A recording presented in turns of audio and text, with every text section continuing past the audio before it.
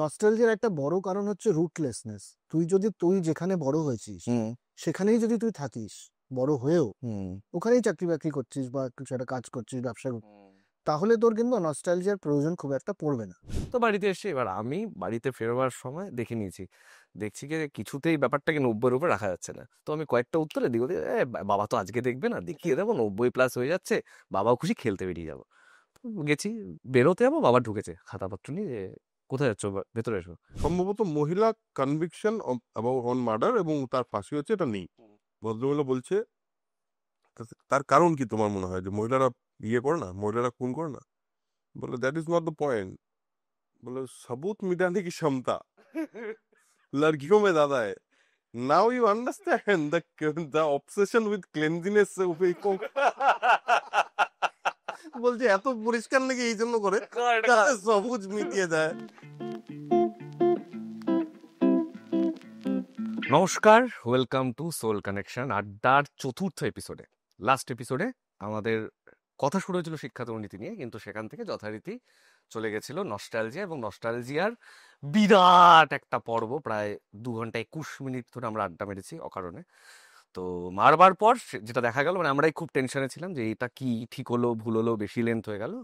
কিন্তু আপনাদের যা প্রতিক্রিয়া এবং আপনাদের যা কমেন্ট, সেটা দেখে আমরা খুব এক্সাইটেড যে মানুষ এইভাবে যে অদ্ভুত ভালোভাবে রিয়্যাক্ট করেছে গোটা ব্যাপারটা, এবং বিভিন্ন ঘটনা শেয়ার করেছে।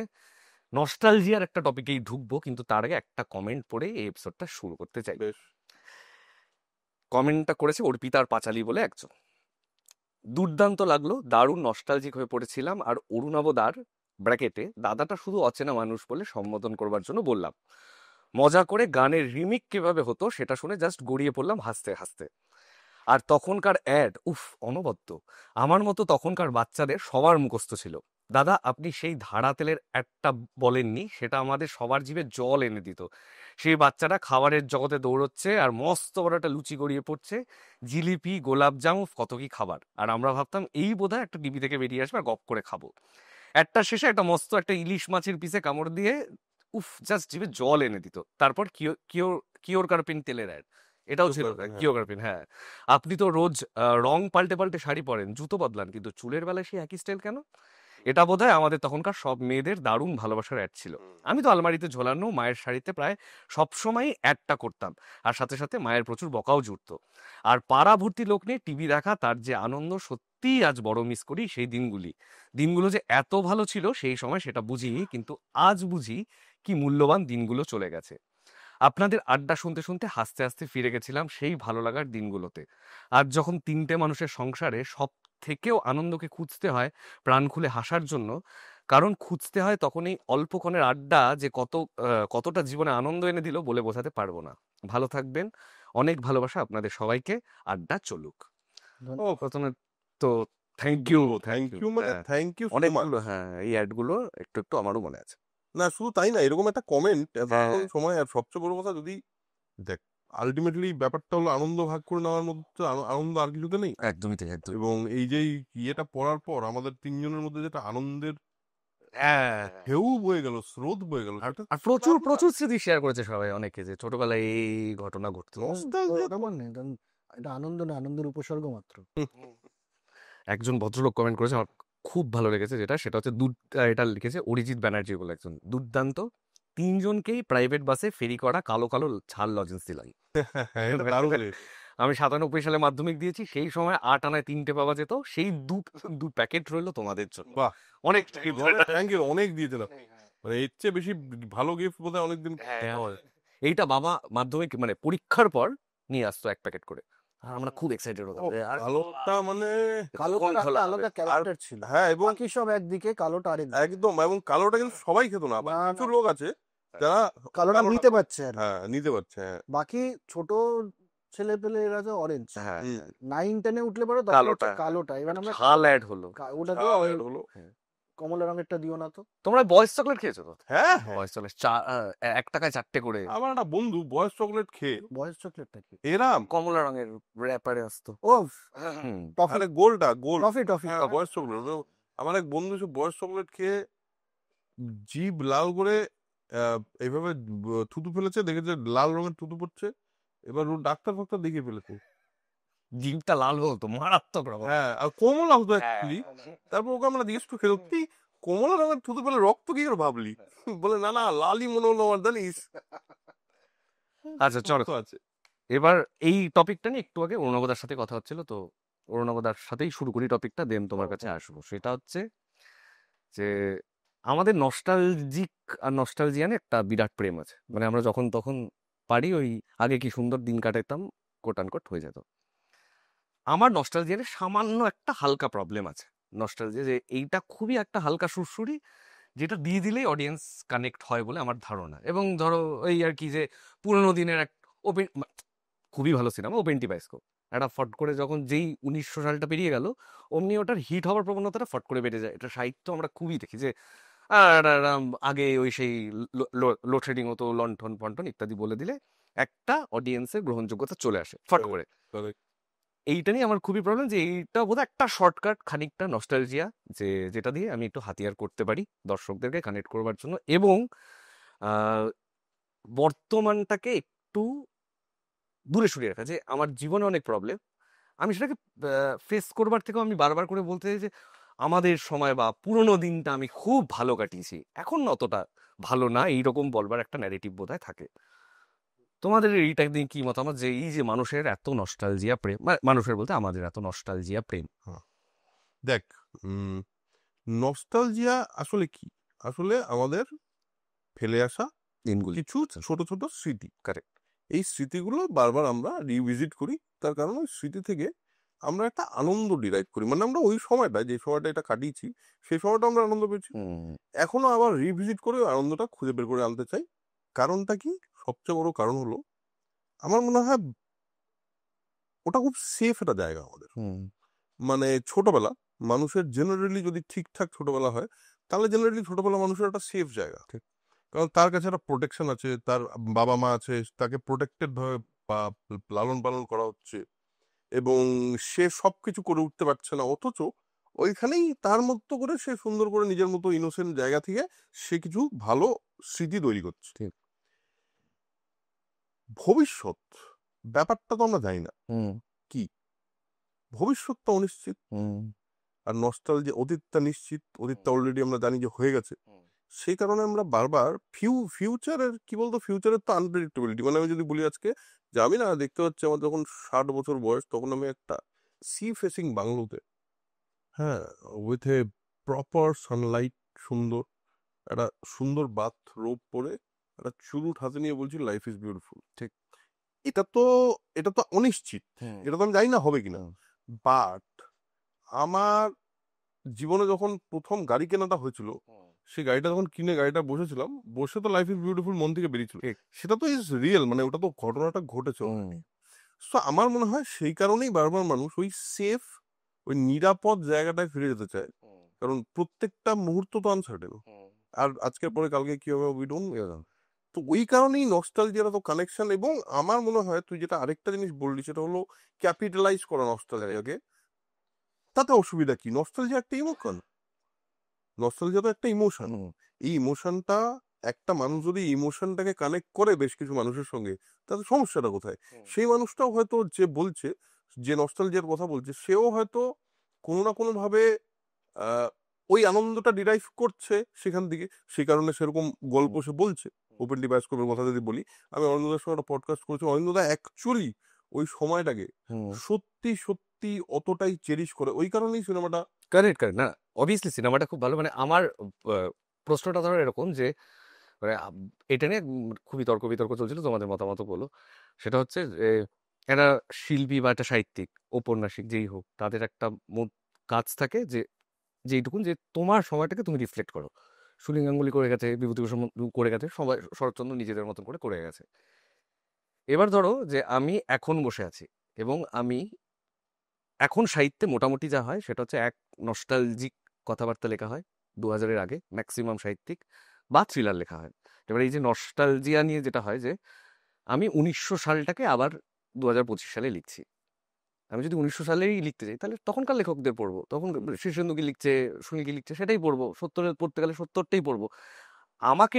আমি 2025 সাহিত্যিক কেন হঠাৎ করে রিভিজিট করতে যাব? এবার এই রিভিজিট করতে গিয়ে যেটা হয়েছে যে এটা খুবই সহজ বিক্রয়যোগ্য একটা ব্যাপার হয়ে গেছে বলে আমার ধারণা, যে সবাই এখন ওই ওই ওই জায়গাটা পিন করলে সহজেই বিক্রিযোগ্য জায়গায় পৌঁছে যায়। আমার আমার দু তিনটে জিনিস মনে হয় নস্টালজিয়া, বাঙালির নস্টালজিয়া নিয়ে। সব জাতি এতটা নস্টালজিক নয়।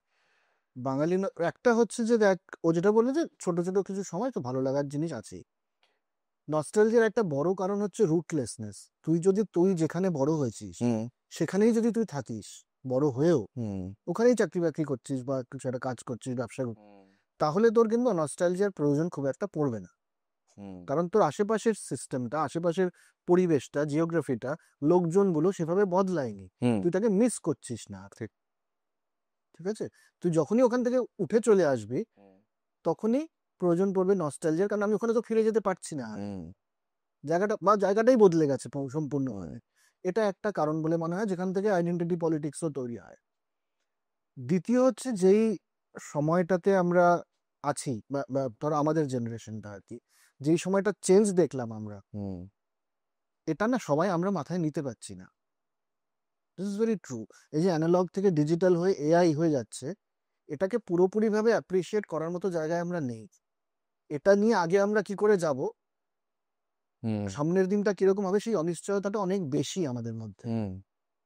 আনফর্চুনেটলি তোদের জেনারেশন, মানে তোদের জেনারেশন বলতে জেনারেশন একই হলেও মানে বয়স আর কি, যারা তো 2000-এর পর জন্মগ্রহণ করেছে, তাদেরও তো এখন 25 বছর বয়স হয়ে যাওয়ার কথা। তাদের লেখা, সুনীল গঙ্গোপাধ্যায় কোন সময় বিখ্যাত হওয়া শুরু হয়েছে? সেটা কি 40-এর পর?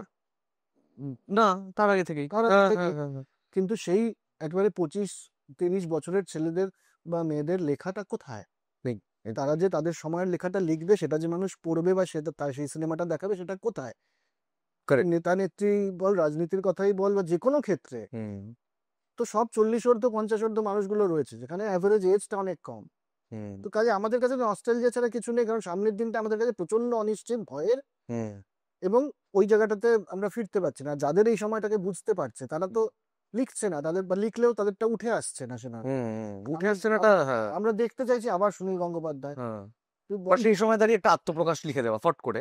হ্যাঁ, এবার সেইটা এখন মানে সে কিন্তু কোনো দাবি, মানে প্রথম আলো সেই সময়টা আলাদা একটা ঐতিহাসিক, কিন্তু মানে এই আমি আমার সময়টাকে তুলে ধরবো। এবার এটার মধ্যে খারাপ ভুল এটাই হওয়া উচিত। বইমেলায়, কলকাতা বইমেলায় অজস্র বই বিক্রি হচ্ছে শুধু নস্টালজিয়া নিয়ে। কলকাতা সত্য, কলকাতা। আমি 2025-এর কোন একটা লেখকের কাছে কি কেন শুনতে যাবো? সেটা তো আছেই আমার কাছে। এবার তৃতীয় আরেকটা অ্যাঙ্গেল হচ্ছে যে আমাদের অতীতটা আমাদের বর্তমানের থেকে আসলেই অনেক ভালো। এটা তুই মানো? বাঙালিদের তুই অর্থনৈতিক ভাবে দেখ, তুই সাংস্কৃতিক ভাবে দেখ, তুই রাজনৈতিক ভাবে দেখ। রাজনীতিটা আচ্ছা ঠিক আছে, আমি ছেড়ে দিলাম, কারণ ওটা তর্ক সাপেক্ষ। কিন্তু অর্থনৈতিক ভাবে, সামাজিক ভাবে, তোর সাংস্কৃতিক ভাবে আসলেই তো ভালো। তুই এখন দেখা না, আজকের দিনে সলিল চৌধুরীর মতন একজন সুরকার দেখাও, আজকের দিনে যে লিখছে, সুনীল গঙ্গোপাধ্যায়ের মতো একজন লিখছে দেখাও। এটাই সাবজেক্টিভ বলে মনে হচ্ছে না? তো আমি এখানে আমারও এখানে সাবজেক্টিভ মানে নতুন কিছু ভেঙে বেরিয়ে আসাটা। আমি বলছি কোথায় হচ্ছে, মানে তারা তো আবার পুরোনো জিনিস করার চেষ্টা করছে। আমরা শুনছিও না, দুটো আগেই বললাম, কিন্তু তারপরেও অর্থনৈতিক সমৃদ্ধি তো নেই, তার কারণে তো সংস্কৃতি এগোয় না। ঠিক, এটা তো এগ্রিড, আমি একদম এগ্রিড। ওই রবীন্দ্রনাথ যা ছিলেন ওরকম তো আর কেউ, কারণ ওই বিশ্বাসটা তো রবীন্দ্রনাথ করেননি যে আমার আগে যারা লিখে এসেছেন, বঙ্কিমচন্দ্র লিখে গেছেন, আমি তার থেকে ভালো তো আর বাংলা লিখতে কেউ পারবে না, এটা তো রবীন্দ্রনাথ মানবেন না। তাহলে আমি কেন মানছি যে রবীন্দ্রনাথের মতো আর কেউ লিখতে পারবে না? রবীন্দ্রনাথ কি ঠাকুর? আমার মেইন প্রবলেম এই হেরে যাবো মনোভাবটা, যে আমার সময় কিছুই ভালো হচ্ছে না। সত্যজিৎ রায় সিনেমা বানিয়েছেন, তেমনিটা আর কেউ বানাতে পারে কেন? সত্যজিৎ রায় এটা ভেবেছেন? কারেক্ট। প্রমথেশ বড়ুয়ার ব্যাপারে সত্যজিৎ রায় এটা ভাবেননি। বাঙালির পূজাটা একটু বেশি না, এটা আমাদের ব্যক্তিটা। জাস্ট অ্যাড করি ঠিক কথা। আমার দুটো জিনিস সেখানে মনে হয়, সেটা হলো সব সময় এটা তো হবেই যে আজকের জেনারেশন বলবে যে এই মুহূর্তে, মানে আমাদের জেনারেশন আজকে এরকম ভাবেই বলার চেষ্টা করে যে আমাদের সময়টা ভালো ছিল। আমার বাবারাও সেটা বলেছে, আমার দাদুরাও তাই বলেছে, ঠিক, আমার জেঠুরাও তো সবাই তাই বলেছে। তো তাহলে দুটো জিনিস এখান থেকে কনক্লুড করা যায়। একটা হলো ক্রমবর্ধমান ভাবে পৃথিবী খারাপ হচ্ছে, একদমই তাই। যেটা বলছেন যে ঠিক ঠিক গত 250 বছর ধরে ডালের কোয়ালিটি খারাপই হয়ে যাচ্ছে, কারণ সবাই বলে যাচ্ছে আমার মায়ের মতো ডালটা একটু আছে তো হ্যাঁ ঠিক আছে। এক্স্যাক্টলি। তো এবার এইটা তাহলে তার মানে ক্রমবর্ধমান ভাবে সব খারাপ হচ্ছে চারিদিকে, এটা তো একটা ন্যারেটিভ ক্রিয়েট করা যেতেই পারে। কিন্তু আমার মনে হয় বিষয়টা কিন্তু এখনো, যদি তুই ক্রিয়েটিভিটির কথা বলিস, যদি তুই নতুন ভয়েসের কথা বলিস, আহ, একটা শ্রেণী আমি দেখতে পাই যারা কিন্তু রবীন্দ্রনাথকে ভগবান আর মানে না। হুম এই শ্রেণীটা কিন্তু আমি দেখতে পাই।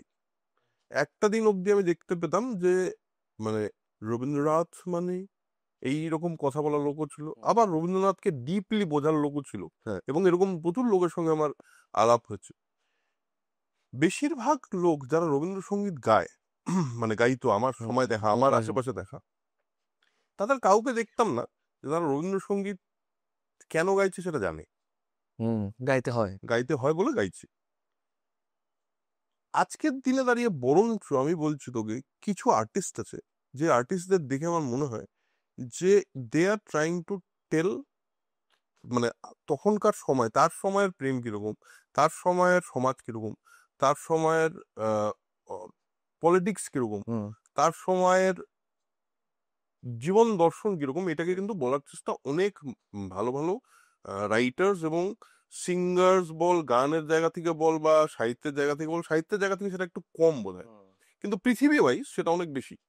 পৃথিবীতে কিন্তু প্রচুর ইয়াং রাইটার্স যারা ফাটাফাটি অদ্ভুত অদ্ভুত লেখা লিখে ফেলছে, সেগুলো কিন্তু মানে রিমার্কেবল হয়ে যাচ্ছে।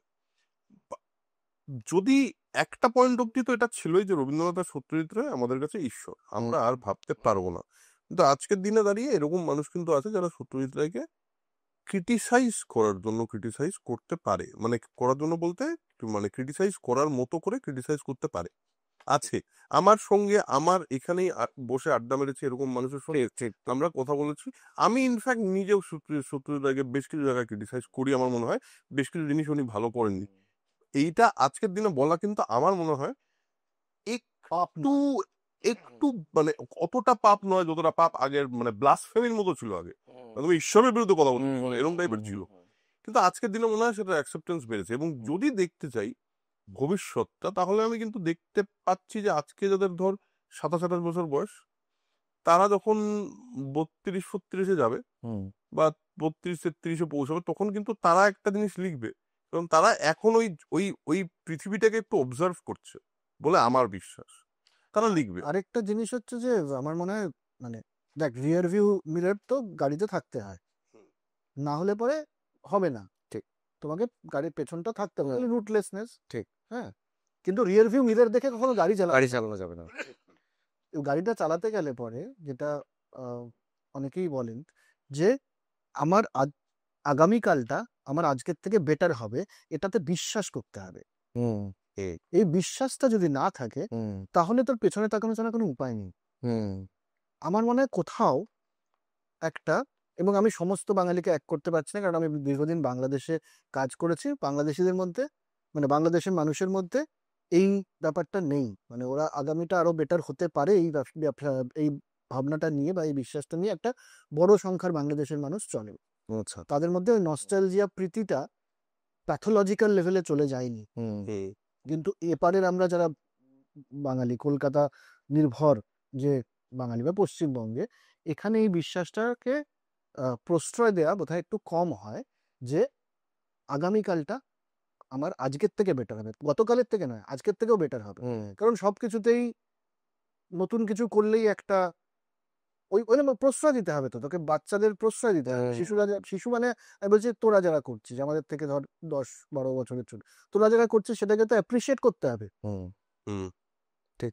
হ্যাঁ, এটা করছি না আমরা কখনো কখনো। আগামী দিনটা ভালো হবে এই বিশ্বাসটা না থাকলে হবে না, হবে না, অবশ্যই হবে না। স্লথনেসটা কেন বলে তোমার মনে হয় যে মানে আমাদের ওই যে রবীন্দ্রনাথ আর সত্যজিতের পায়ে সমস্ত কিছু সমর্পণ করে আমি শান্তিতে বাকি 30টা বছর করে দেবো, তাহলে তো কিছু করতে হবে। তোকে যদি সাহিত্য চর্চা করতে হয় এবং তোকে মানতে হয় যে হ্যাঁ আমি সাহিত্য নিয়ে সিরিয়াসলি ভাবনা চিন্তা করি, ম্যাক্সিমাম কি করতে হবে তাহলে তোকে আজকের দিনে? রবীন্দ্র রচনাবলী কিনতে হবে, 26 খন্ড না 20-22 খন্ডের রবীন্দ্র রচনাবলী কিনতে হবে, কিনে সাজিয়ে রাখতে হবে ড্রয়িং রুমে।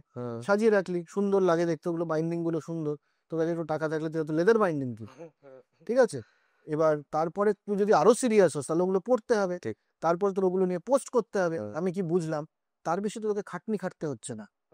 রবীন্দ্রনাথ লোকটা তো খাটনি খেটেছে, প্রকৃতি দেখে সমস্ত পৃথিবীর দর্শন পড়ে যা যা ওই সময় ইনফরমেশন ছিল, নলেজ ছিল, সেটাকে নিয়ে আত্মস্থ করে সেটাকে উইজডমের জায়গায় নিয়ে গিয়ে সেটা নিয়ে নতুন সৃষ্টি করেছে। Correct. এটা খাটনির ব্যাপার, সেই খাটনিটা তোকে খাটতে হচ্ছে না, সেই খাটনিটা খাটতে হবে তো। আপনি তো এমন একটা জায়গা থেকে সিনেমা তৈরি করা শুরু করলেন, আমি আজকের দিনে, হ্যাঁ অবশ্যই সেই সময় আজকের মতো টেকনোলজি ছিল না, কাজে ওনার সিনেমা যে একেবারে ঝাঁচকচকে আজকের মতো হবে সেটা সম্ভবই না। সম্ভবই নয়, তো সেটা আমি বলবো না। ঠিক। কিন্তু উনি যখন শহীদ শুরু করেছেন তখন উনি খেটেছেন রে বাবা। আরে অবশ্যই দেখ, এখানে আমি তোকে একটা জিনিস বলি, সেটা হলো এই যে ধর খাটনির কথা বলছিস তো, খাটনি মানে কি, আরো ওটার মধ্যে আরেকটা অ্যাড করি, সেটা হলো সারা পৃথিবীতে, বাস ধরে নেয় সারা বাংলায় যত লেখক সেই সময় লিখেছেন, বা বাংলার নবজাগরণের সময়, সেই সময় যত লেখক, যত রকম ভয়েসেস, যত রকম মানুষ নিজের মতো করে লিখেছেন, এবং তারপর পৃথিবী বদলেছে, ভারতবর্ষ বদলেছে, তারপর প্রচুর মানুষ এসছেন এবং তারা লিখেছেন, বিভিন্ন কিছু লিখেছেন, বিভিন্ন বিষয় নিয়ে লিখেছেন, বিভিন্ন সময়কে ইন্টারপ্রেট করেছেন। পয়েন্টটা হলো যে এই সমস্তটা পড়তে কতটা খাটনি, এই সমস্ত লোকের ব্যাপারে জানতে কতটা খাটনি। তার চেয়ে একটা কাজ করি, রবীন্দ্রনাথ তো জেনে নি, তাহলে রবীন্দ্রনাথ তো পুরোটা জানবো না। আমারও পরানো দেওয়া চায় গানটা শুনেছেন, তার মধ্যে প্রথম প্রেমের যে একটা ব্যাপার আছে, এটা বললেই তো হয়ে গেল, তুই তো আড্ডায় বেশি পয়েন্ট পেয়ে গেলি, হ্যাঁ খাটনি কম না। আর সত্যি দিনের কয়েকটা সিনেমা দেখে নিলি, তুই কিচ্ছু না, কিন্তু দেখে নিলি, দেখে নেওয়ার পর বললি হ্যাঁ ওই যে লাস্ট শটটা তো জানিস তুই গল্পটা, লাস্ট শট মহাগাই করে বলে না, মহানগরেরই বোধহয় সম্ভবত লাস্ট সিন বা লাস্ট শট আছে, যেখানে একটা গাড়ির একদিকের লাইট জ্বলছে, একদিকের লাইট জ্বলছে না, আচ্ছা। সেই শটটা আছে। সত্যজিৎ বলেছেন, একজন রিপোর্টার লিখেছেন যে, এবং তিনি বোধহয় সম্ভবত বিদেশি, তিনি লিখেছেন যেভাবে তিনি মানে অতীতটায় অতীতের অন্ধকার থেকে ভবিষ্যতের আলোর দিকে বেরিয়ে চলে এলেন, সেটা একটা brilliant masterpiece of cinematic art. হ্যাঁ, সত্যজিৎ বলতে বলেছিল, ও ওটা বলেনি, দেখা হয়নি। বুঝতে পারলি তো? না না অনেক চেষ্টা করেছিল রে, গাড়ির নয় বোধ হয়, গাড়ির নাকি স্ট্রিট লাইট সামথিং বলে অনেক চেষ্টা করেছিল জলে। হ্যাঁ, অনেক চেষ্টা করেছে, বোধ হবে। এবার পয়েন্টটা এখানেই যে এটা শর্টকাট খোঁজে বাঙালির নাও তো সময় না, আর দুপুরটা মৃণাল যদি হয়ে যায়, আর 2 ফুটা মৃণাল সেন, হ্যাঁ, আর একটা ঋত্বিক ঘটকের ব্যাপারে ভদ্রলোক সিনেমা হলে বানাতেন, খুব মাল খেতে। মদ খেতেন এত, আরে এইটা ছাড়া কিন্তু আর কিছু ভাব দেয় না। না আরেকটা শ্রেণী আছে ঋত্বিক ঘটকের, মেঘে ডাকা তারা আমার ততটা ভালো লাগে না। হ্যাঁ হ্যাঁ হ্যাঁ, তুই ঋত্বিক ঘটকের ভক্ত অথচ তোর মেঘে ডাকা তারা ভালো লাগে, তাহলে মুশকিল হয়ে যাবে, হ্যাঁ, কিন্তু পপুলিস্ট হয়ে যাচ্ছ। ঋত্বিক ঘটক বলতে হলে তার যত সিনেমা যেগুলো পপুলার হয়নি সেগুলোকে নিয়ে তোমার কথা বলতে হবে। আর পপুলিস্ট হয়ে গেল, সত্যি পপুলিস্ট হয়ে গেল মুশকিল, যেই সিনেমাগুলো দেখেনি লোকে। হ্যাঁ, সেইটা যদি এক দুটো রেফারেন্স নিয়ে নেওয়া যায়, ওরে বাবা। সমরেন্দ্রনাথ বারিকের একটা ছবি বেরিয়েছিল টান পা বলে, কি এটা? এটা নিশ্চয়ই কেউ না। কিন্তু এই সিনেমাটার কথা যদি তোকে বলতাম আমি সিরিয়াসলি, কিন্তু এরা আমার ছবিটা কোথায় পাওয়া যাবে, আর একটা বাজে ফোমো হবে, আমি তখন অস্বীকারও করতে পারবো না, হ্যাঁ হ্যাঁ দেখেছি বলতে পারবি। শেষের দিকটা কালার হয়ে গেল তো ব্ল্যাক এন্ড হোয়াইট থেকে, গানে এইসব। নামটা ভালো, সমরেন্দ্রনাথ বারিক নামটা বললেও পরে চট করে তুই বলতেও পারবি না এরকম কেউ ছিল না। এটা যদি আমি বলতাম যে সমীর দাস, হবে না, হবে না, সমীর দাসের টান পা হবে না টান পা হবে না, উনি একটা অন্য সিনেমা বানাতে পারেন, দারুণ সিনেমা বানাতে পারেন, কিন্তু এই যে মানে সমরেন্দ্রনাথ বারিক যে অল্টারনেটিভ সিনেমা, এই লোকগুলো আবার আলাদা, এরকম একটা লোক ঋতিবাসের সময়কার ডিরেক্টর না উনি, এরকম টাইপের একটা নকশাল ছিলেন খুবই। এটা নিয়েও তো আছে নস্টালজিয়া, এই যে নকশালদের, নকশাল বাড়ির প্রতি প্রেম, ওরে বাপ রে বাপ, এইটা একটা দারুণ। এই আনন্দ আর দেজে এখনো এই লাস্ট বইমেলার রিপোর্টে সব থেকে বেশি বিক্রি হয় এখনো 2000-এর আগে লেখা ফেলুদা, কাকাবাবু। আরে ফেলুদা ব্যাপারটা না, মানে আমরা ছোটবেলায় ফেলুদাটা গোগ্রাসে গিলেছি, এটা নিয়ে কোনো সন্দেহ নেই। এখনো বোধহয় ফেলুদা কুইজ হলে পরে আমি আর অরুণাভ মোটামুটি মুশকিল আছে। ঠিক আছে, একদম শেষে নয়ন রহস্যটা ছাড়া, গোলাপী মুক্ত রহস্য ভালো লাগেনি, নন রহস্যটা যথেষ্ট। লন্ডনে ফেলুদা খুব খারাপ লন্ডনের ফেলুদা আরো, হ্যাঁ, শুধু ওই পিকাডিলি সার্কাস। রবার্টসনের রুবিটা আরো ভালো খারাপ লেগেছিল। ওই কয়েকটা গল্প পড়তে মানে একদম, আর উনি জিওগ্রাফিটা যেভাবে বোঝাতেন না ছবির মতো। ঠিক ঠিক, ভালো কথা, এদের নিয়ে কোনো সন্দেহ নেই। কিন্তু কখন পড়েছি? কৈশোরে আমরা 8, 9, 10 9, 10, 11, 12 মানলাম, ঠিক আছে। তারপর তোকে এগোতে হবে রে বাবা। তো তুই তো নিজেও তো ওটা প্রাপ্তবয়স্কদের জন্য লেখেনি ওই গল্প, না এবার কৈশোর সাহিত্য হিসেবেই লিখেছে। আর সেটা নিয়ে চলেই যাচ্ছে, একটা অন্য লেভেলের নোংরাম হচ্ছে এখন। না এইটার কারণ যেটা হিমু শুরু করলো যেখান থেকে, সেটাই যে নস্টালজিয়া মানে আমাদের ফেলুদা শুনলে মনে হয় যে ওই যে দুপুরবেলা সামার ভ্যাকেশনে বিছানায় শুয়ে বইটা খুললাম, বাইরে থেকে একটা রোদ আসছে, এই যে একটা আর ওই যে একটা ওয়ার্ল্ডে ঢুকে নিয়ে চলে গেল আমাদের সত্যজিৎ রায়। এই যে এই পার্টিকুলার টাইমটা যেটা আমাদের দারুণ সময় মানে কোনো এই সময়টা ফিরে যেতে তো সবার ভালোই লাগে। ওই জন্য বারবার লোকে এইটার প্রতি ওই মানে ওই এফার্টটা দেয় যে আচ্ছা আমি আবার ফিরে যাই আমার ছোটবেলাটা একটু দেখে আসি। নতুন কিছু ক্রিয়েট করতে তো সাহস লাগবে, তো সাহস নেই।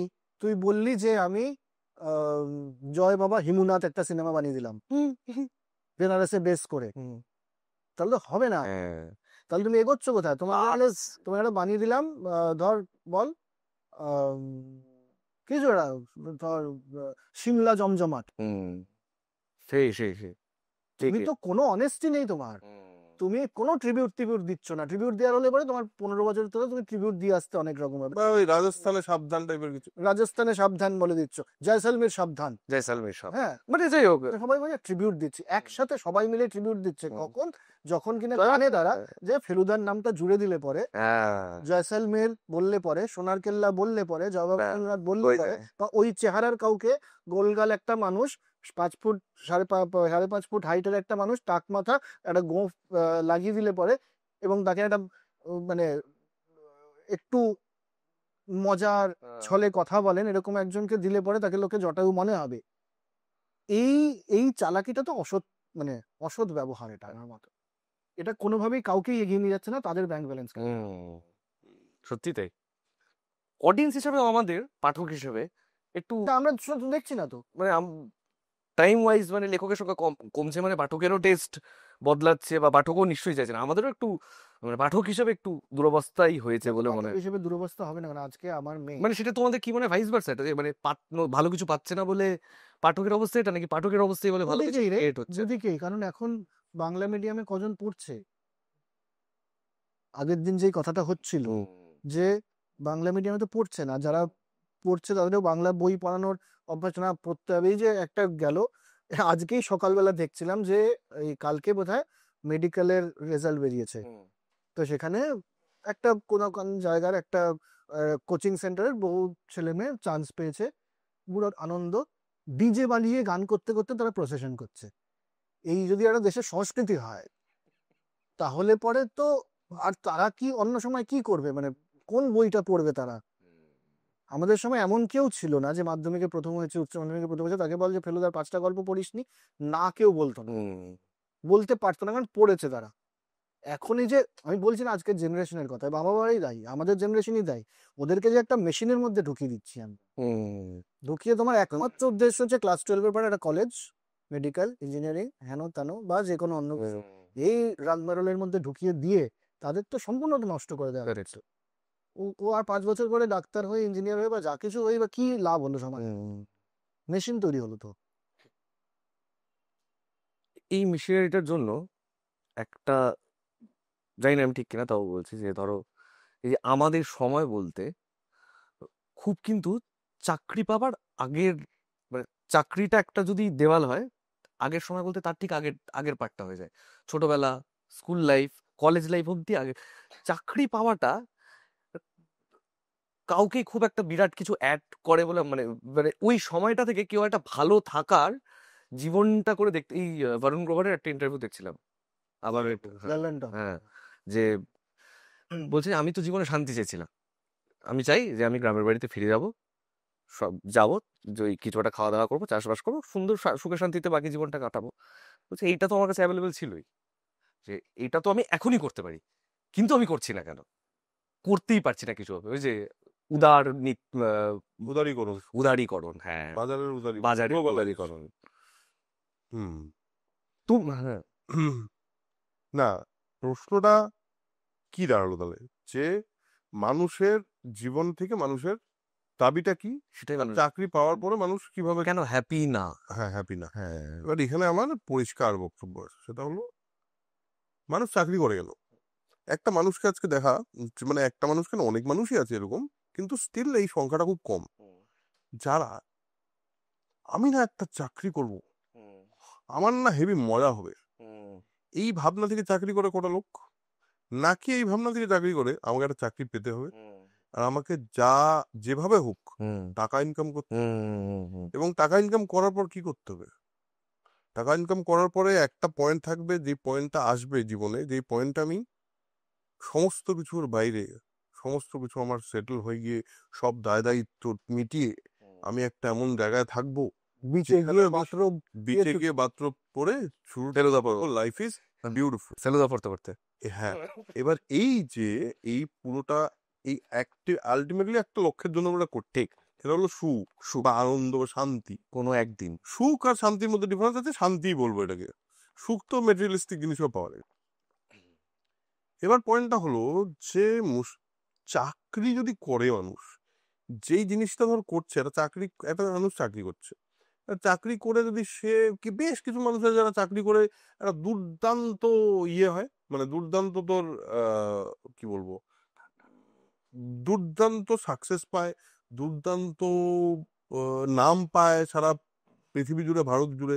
যেমন সুন্দর পিচাই, ও তো চাকরি করে গুগল সিইও, কিন্তু সুন্দর পিচাই তো চাকরি করে না, বিরাট he is creating the next world. Correct.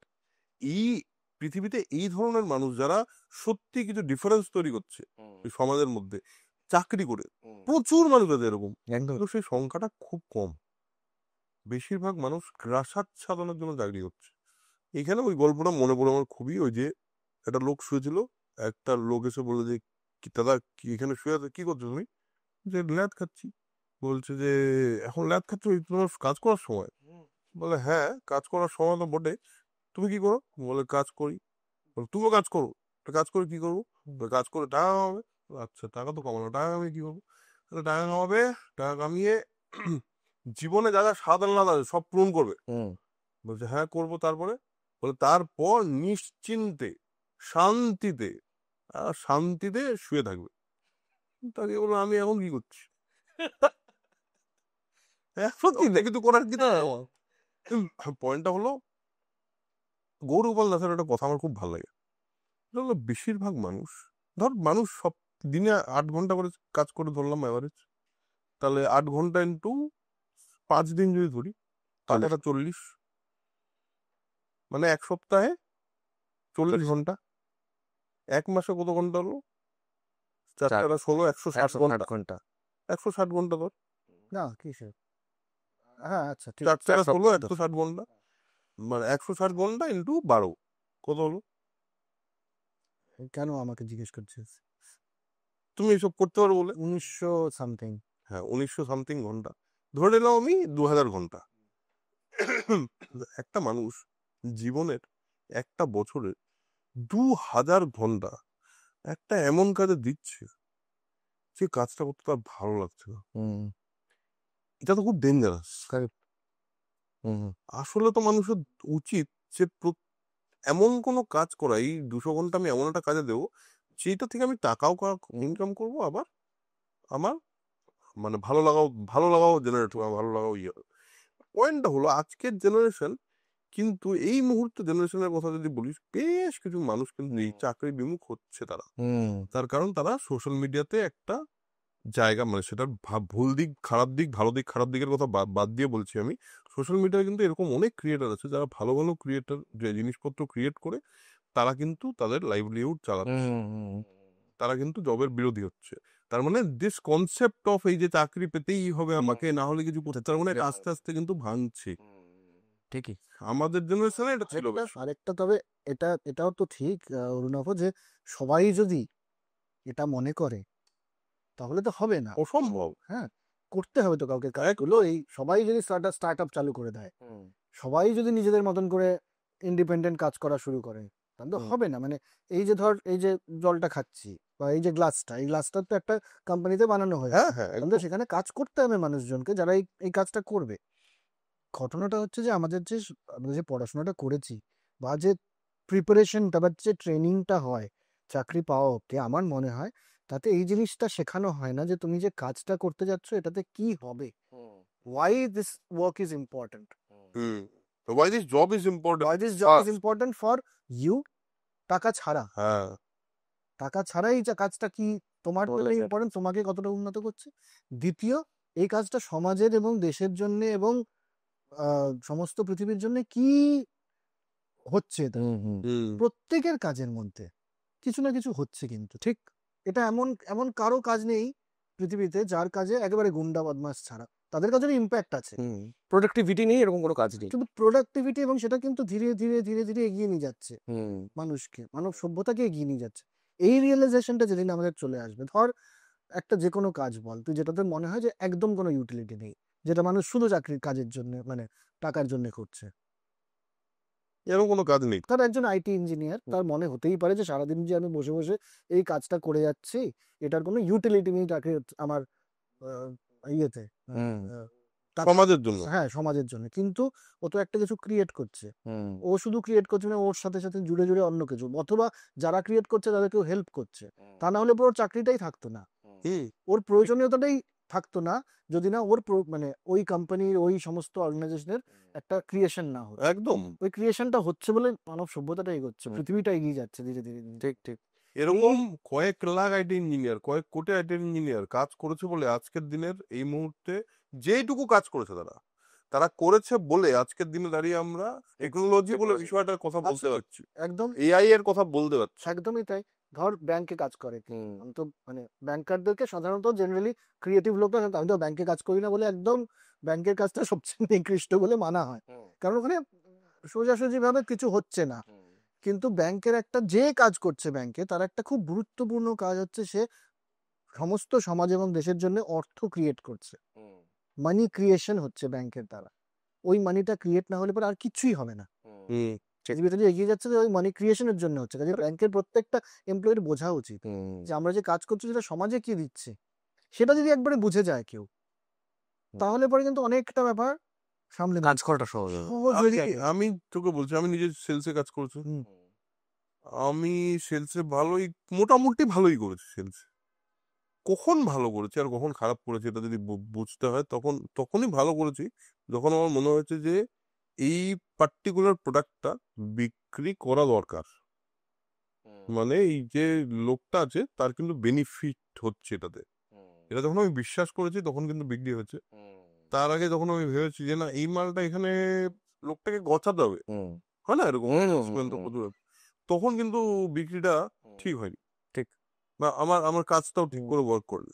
তো এইটা একটা খুবই ইম্পর্টেন্ট কথা যে মানুষ যদি নিজের গুরুত্ব বা নিজের কন্ট্রিবিউশন ছোট্ট কন্ট্রিবিউশন, কিন্তু সেই কন্ট্রিবিউশনটা যদি বুঝতে পারে না তাহলে আমি প্রথম দিনই বোধহয় আড্ডাতে ফেলেছিলাম, আমি বসদেরকে বলে দিই সবসময় এখন এই অবস্থায় যে আমাকে কোনো কাজ দিয়ে টাস্ক বলে বলো না, আমি করবো না জাস্ট। সেটা ঠিক আছে, আমার 15 বছর 16 বছরের একটা এক্সপিরিয়েন্স হচ্ছে বলে সেই জিনিসটা কমান্ড করতে পারি, কিন্তু আমার উদ্দেশ্যটা খুব সৎ। আমি বলি যে এই কাজটা করলে কি হবে এটা আমাকে একটু বুঝিয়ে দাও, তারপরে বাকিটা আই উইল ডু। কিন্তু ইম্প্যাক্টটা কি সেটা আমাকে বুঝতে হবে। সেই ইম্প্যাক্টটা যদি সবাইকে বুঝিয়ে দেয় না, তাহলে পরে কিন্তু অনেকটা কাজের কাজ হয় মানুষের। কিন্তু এই যে সমস্ত কাজের কথা বলছিস, 2000 আপনার কতদিন বাদবো মোটামুটি, আমি তুই মনে হয় 2025 বছর, আমার যে শরীরের অবস্থা এই মুহূর্তে, আমার তো কালকে নিয়েই ভরসা নেই। 2025 তো 2050 অব্দি তো থাকবোই বোধহয়,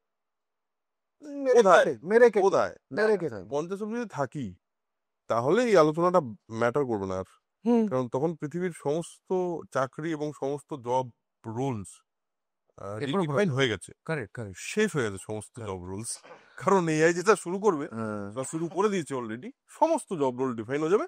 আর আমি তোকে বলছি ম্যাক্সিমাম, তুই তো রাইটার, তো আমি ফিল্ম মেকার, বলি তো ম্যাক্সিমাম আমরা বিরাট ভাগ্যবান যে আমাদের জন্মটা এখনো এই সময় হয়ে গেছে। ম্যাক্সিমাম 15 বছর পর, বা আমি আর একটু বেশি বলছি, না 10 বছর তো ছোট কথা, আমি বলছি 15 বছর পর আর হিউম্যান ফিল্ম মেকারসদের প্রয়োজন থাকবে না। তাই হ্যাঁ, প্রয়োজন থাকবে না। টেকনিক্যাল পার্টসে হয়তো, না, ক্রিয়েটিভ পার্টসে কিচ্ছু না, হবে বলে মনে হয় না। কি হতেই হবে। ওর কাছে এক্সপিরিয়েন্সই তো নেই, ওকে আমি ফিট করছি, মানে একটা আলটিমেটলি তো মেশিন এগুলো ব্যাপারটা। এগুলো এগুলো এগুলো এখন শুনতে ভাল লাগছে, এগুলো সব এখন আমরা একটু প্লেটোনিক জায়গা থেকে দেখছি। আমরা এর আগে কয়েকদিন আগে এটাও জানতাম না যে এআই ভিডিও এরকম ভাবে কথা বলতে পারে, এরকম অ্যাক্টিং করতে পারে, এটা জানতাম না এর আগে। ওই আবার টেকনিক্যাল কি টেকনিক্যাল ভিডিও ক্রিয়েশন এবং ভিডিওর যে সত্যতাটা আমাদের এত ভালো লাগছে কারণ ও আস্তে আস্তে শিখছে, ওটা তো টেকনিক্যাল পার্ট। না, না, এটা তো এখনকার অবস্থা। আর আগামী 5 বছরের মধ্যে, হ্যাঁ প্রত্যেকটা 5 বছরের মধ্যে একটা বড় বড় শিফট আসবে। কারেক্ট। ঠিক আছে, সেই বড় বড় শিফটের মধ্যে 3টে শিফটের মধ্যে তুই ভাব, গত 1 বছরে আমরা এআই ভিডিওকে কোথা থেকে কোথায় যেতে দেখি। আরো ডেঞ্জারাস হয়ে যাবে, প্রম্পটে সিনেমা বানানো হয়ে যাবে। প্রম্পটে সিনেমা বানানো হ্যাঁ। হবে না, কি হবে জানিস, তুই বলবি আমার এই সিনেমাটা লাগবে, এবং তুই এটা জাস্ট এতটুকুই বলবি। এবার ও না ওটাকে ডিরেক্টও করবে, ও ওটার শর্ট ডিভিশনও করবে, ও ওটার শর্ট কিভাবে এগোবে সেটাও করবে। কয়েকটা ধর 1 ঘন্টা 1.5 ঘন্টা টাইম দিবি, তুই ওকে পুরো সিনেমাটা তোকে বানিয়ে দিয়ে দেবে, with music, with everything, and I am telling you it will be better from human film. Correct, কিন্তু মানে তাহলে তো সিনেমা বলে কোনো মিডিয়ামই আর থাকবে না। কারণ মানে তুমি যেটা বলছো সেটা তো একটা দর্শকও ধরো বাড়ি ফিরে বললো আমি খুব রেগে আছি, আমাকে একটা হাসির সিনেমা ক্রিয়েট করতে হবে, যেখানে ও বাড়িতে এটাই হবে, এটাই হবে, এইটাই হবে, এইটাই হবে। আমাদের এন্টারটেইনমেন্ট তো আমরা চুজ করতে পারবো। মানে আমি নিজে আমার নিজের ওটা হ্যাঁ, হবে। হ্যাঁ, এবং শুধু তাই না, তোর মুডটা তখন তোর চ্যাটবট জানবে, এখনই জানে, এখনই জানে। হ্যাঁ তোর চ্যাটবট তখন তোর মুডটা জানবে, তোর মুড অনুযায়ী যেই ফিল্মটা বেস্ট হতে পারে সেই ফিল্মটা তোকে দেখাবে। কাস্টমাইজড। মানে এই ধরো আমি আজকে আমি এখন আছি 2040-এ আমি বাড়ি ফিরলাম, সিনেমা বলে কিছু এক্সিস্ট করে না, সিনেমা হল এক্সিস্ট করে না, রাইটিং ফাইটিং কিচ্ছু নেই, আমি আমার মুডের উপরে যাচ্ছি, ঘরে ফিরছি, ঘরে ফিরে বললাম আমার খুব ঝগড়া টগড়া হয়েছে, টাইপ ফাইপ করতে হবে, মুখেই বলে দিলাম, ও কিছুই বললাম না আর কি, যে দেখাও তো কিছুটা দেখাও, আমাকে একটা মন দিয়ে দেখাও। এআই নিজে থেকে বলো তোমার যা মুড তাতে একটা সিনেমা দেখা উচিত তোমার। হ্যাঁ, এটাই হবে। আমার তো তাহলে দরকারই নেই বিষয়টা দেখার, এন্টারটেনমেন্ট বলে বিষয়টাই তো মানুষের কাছে থাকবে। না, না, এন্টারটেনমেন্ট তো তখন এন্টারটেনমেন্ট যখন তুমি আমাকে তোমার গল্পটা বলছো, আরে আমি আমার গল্পটা যদি রিফ্লেক্ট করি বা আমি আমারটা যদি চাই তাহলে আমার কি লাভ? ব্যাপারটা হলো, যখন একটা একটা আমাদের হিউম্যান সাইকোলজিতে আমরা এক্সপিরিয়েন্স করি, ঠিক। আমরা এক্সপিরিয়েন্স থেকে উপলব্ধি করি, এবং উপলব্ধি থেকে কিছু একটা বানাই, কিছু একটা ক্রিয়েট করি। এআই কন্টিনিউয়াসলি ট্রেন হয়ে চলেছে ইমোশনাল ইন্টেলিজেন্সে। ইমোশনাল ইন্টেলিজেন্স মানে যে মানুষ ইমোশন কি ফিল করছে এবং তার অনুযায়ী বেস্ট ইন্টেলেকচুয়াল ডিসিশনটা বা ইন্টেলেক্ট ইউজ করে সেই ডিসিশনটা নেওয়া। ঠিক। ধর একটা সিম্পল এক্সাম্পল দিই, ধর একটা প্রেমের ছবি দেখবো আমি, সেখানে আমার দরকার এই মুহূর্তে ধর ব্র্যাড পিট আর অ্যাঞ্জেলিনা জোলি সেই সময়কার, বাট ওই সিনেমাটা তৈরি হয়নি এখন অব্দি যে সিনেমাটা দেখতে চেয়েছি। আমি ফিল্ম মেকার না, আমি বানাতেও পারবো না, আমাকে কেউ পয়সাও দেবে না, ধরে নিলাম। এবার আমার কাছে এই অপশনটা তো থাকলে আমি তো ওইটা এন্টারটেনমেন্ট হিসেবে দেখবো ভাই। আমাকে বলবো আমি ব্র্যাড পিট আর অ্যাঞ্জেলিনা জোলির একটা প্রেমের গল্প বানাবো, যে গল্পটার মাঝখানে দুজনের বিচ্ছেদ হয়ে যায়, লাস্টে গিয়ে দেখা হয়, কিন্তু এর মাঝখানে একটা টুইস্ট ফুইস্ট দিয়ে কিছু বানাও তো, ও কিন্তু তোকে বুঝে তোকে তোর এন্টারটেনমেন্টটাই দেবে, যেটা আর কেউ দিতে পারছে না। এখানে আরেকটা জিনিসও করা যেতে পারে অর্ণব, সেটা হচ্ছে তুই যদি এটাও বলতে পারবি তখন আমাকে একটু ট্যারেন্টিনো স্টাইল আর স্করসেসি স্টাইল মিলিয়ে সিনেমাটা বানা। হ্যাঁ, বানিয়ে দেখাও তো একটু, দেখি আমি কেমন হতে পারে। এটা হতে চলেছে, মানে এটা এটা খুব বেশি দিন দূরে নেই। আমি বলছি আমরা ভাগ্যবান যে এখনো আমরা সিনেমা বানাবো কয়েকদিন। আমরা না, তোমরা, তোমাদের জেনারেশনটা। তোরাও আছিস ভাগ্যবান। বললি তো যে কিছু না, যে করণ জোহর যদি পথের পাঁচালী বানাতো তাহলে ওটা কিরকম হতো একটু বানিয়ে দেখাও তো। হ্যাঁ, এইটা বললে আমি যদি বেঁচে থাকি তখন গিয়ে চর মেরে দেবো কাউকে। অপু দৌড়ে দৌড়ে যাচ্ছে, অপু দৌড়ে দৌড়ে আছে, না দরজা খুলছে ওখানটা, হেলিকপ্টার ট্রেনটা করে এবার অপু তোকে নেমেছে। তোমাদের তো ট্রেনটা বাংলায় নয়, ট্রেনটা সুইজারল্যান্ডের ট্রেন, হ্যাঁ, তোফের উপর দিয়ে খুব ভালো। দুর্গার অপু দৌড়াচ্ছে, গেটে দুর্গা ঝুলছে শিফন দুজন। সারিয়ে বের করে ঝুলছে, হ্যাঁ, পাঁচি পেছনে আওয়াজ হচ্ছে তুমি কে মিলে কারেক্ট আছে। এ বাবা খুবই খারাপ এরম। আরে ছেড়ে দে এআই নিয়ে কথা শুরু হলে না আমি আবার ডিপ্রেসড হয়ে যাই। আমি জানি ডিপ্রেস হওয়ার কিছু নেই, ডিপ্রেস হতেই হবে। চাকরি বাকরির কথা হচ্ছিল বলে বললাম যে ভাই চাকরি তো বুঝে নিস। বুঝে নিস সেটা। এন্টারটেইনমেন্ট আমি- সেক্টরই থাকবে না।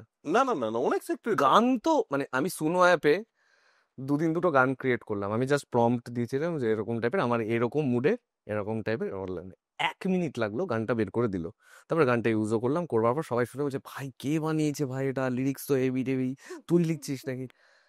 ভাই 1 মিনিটে বানিয়েছে, মিউজিক বলে কোনো ব্যাপারই থাকবে না, গোটাটাই পার্সোনাল হয়ে যাবে। আরেকটা জিনিসও যেটা যদি মানে কাস্টমাইজ নাও হয়, যেটা হুম। মাস প্রোডাকশনের জন্য হয়, হুম, সেক্ষেত্রেও হুম, অনেকেই এখন বলছে না ওই ক্রিয়েটিভিটিটা তৈরি করতে পারবে না হিউম্যান ক্রিয়েটিভ, ওর দরকার নেই ওই ক্রিয়েটিভিটিটা তৈরি। হ্যাঁ ওই ক্রিয়েটিভিটির প্রয়োজনটাই পড়বে না, কারণ ওই প্রোডাক্টটাকে পপুলার কি করে করতে হয় সোশ্যাল মিডিয়া দিয়ে, ডিজিটাল মার্কেটিং দিয়ে, এটা তো এআই জানে। ওই টুলগুলো ইউজ করে সে তো এটাকে পপুলার করে দিতে পারবে, কারণ ওর কাছে পুরো অ্যালগরিদমটা ক্লিয়ার যে একটা যে কোনো প্রোডাক্ট, একটা সিনেমাকে কি করলে পপুলার করা যায়। হ্যাঁ, এবং ওর কাছে ওই অটোমেশনটা আছে, অটোমেশন ও ফাট ফাট ফাট ফাট করে গিয়ে পোস্ট করে দিয়ে চলে আসবে সব জায়গায় গিয়ে। তো কাজে আসে যায় না যে মানুষের ওটা মানে ভালোই লাগবে। তারপরে অন্য যেটা তুই ধর মানুষ বানিয়েছে, অরুণাভ বানিয়েছে, তুই একটা সাংঘাতিক ভেবে চিন্তে 15 বছরের জীবনের নির্যাসটাই সিনেমার মধ্যে দিয়ে দিলাম করে একটা বানালি, ওটা এআই জাস্ট ওটাকে ব্লক করে দিল, তো ওটাকে পৌঁছতে দিল না লোকের কাছে, লাভ নেই তো। আরেকটা জিনিস আছে, সেটা হলো একটা জিনিস অ্যাড করি, সেটা হলো দেখ এআই ইউজ করা এখনো অব্দি ব্যাপারটা এরকম আছে যে তুমি একজন ফিল্ম মেকার, তোমার কাছে একটা টুল আছে, সেই টুলটা তোমার অসম্ভব ভাবনাকে বাস্তবায়িত করতে পারে।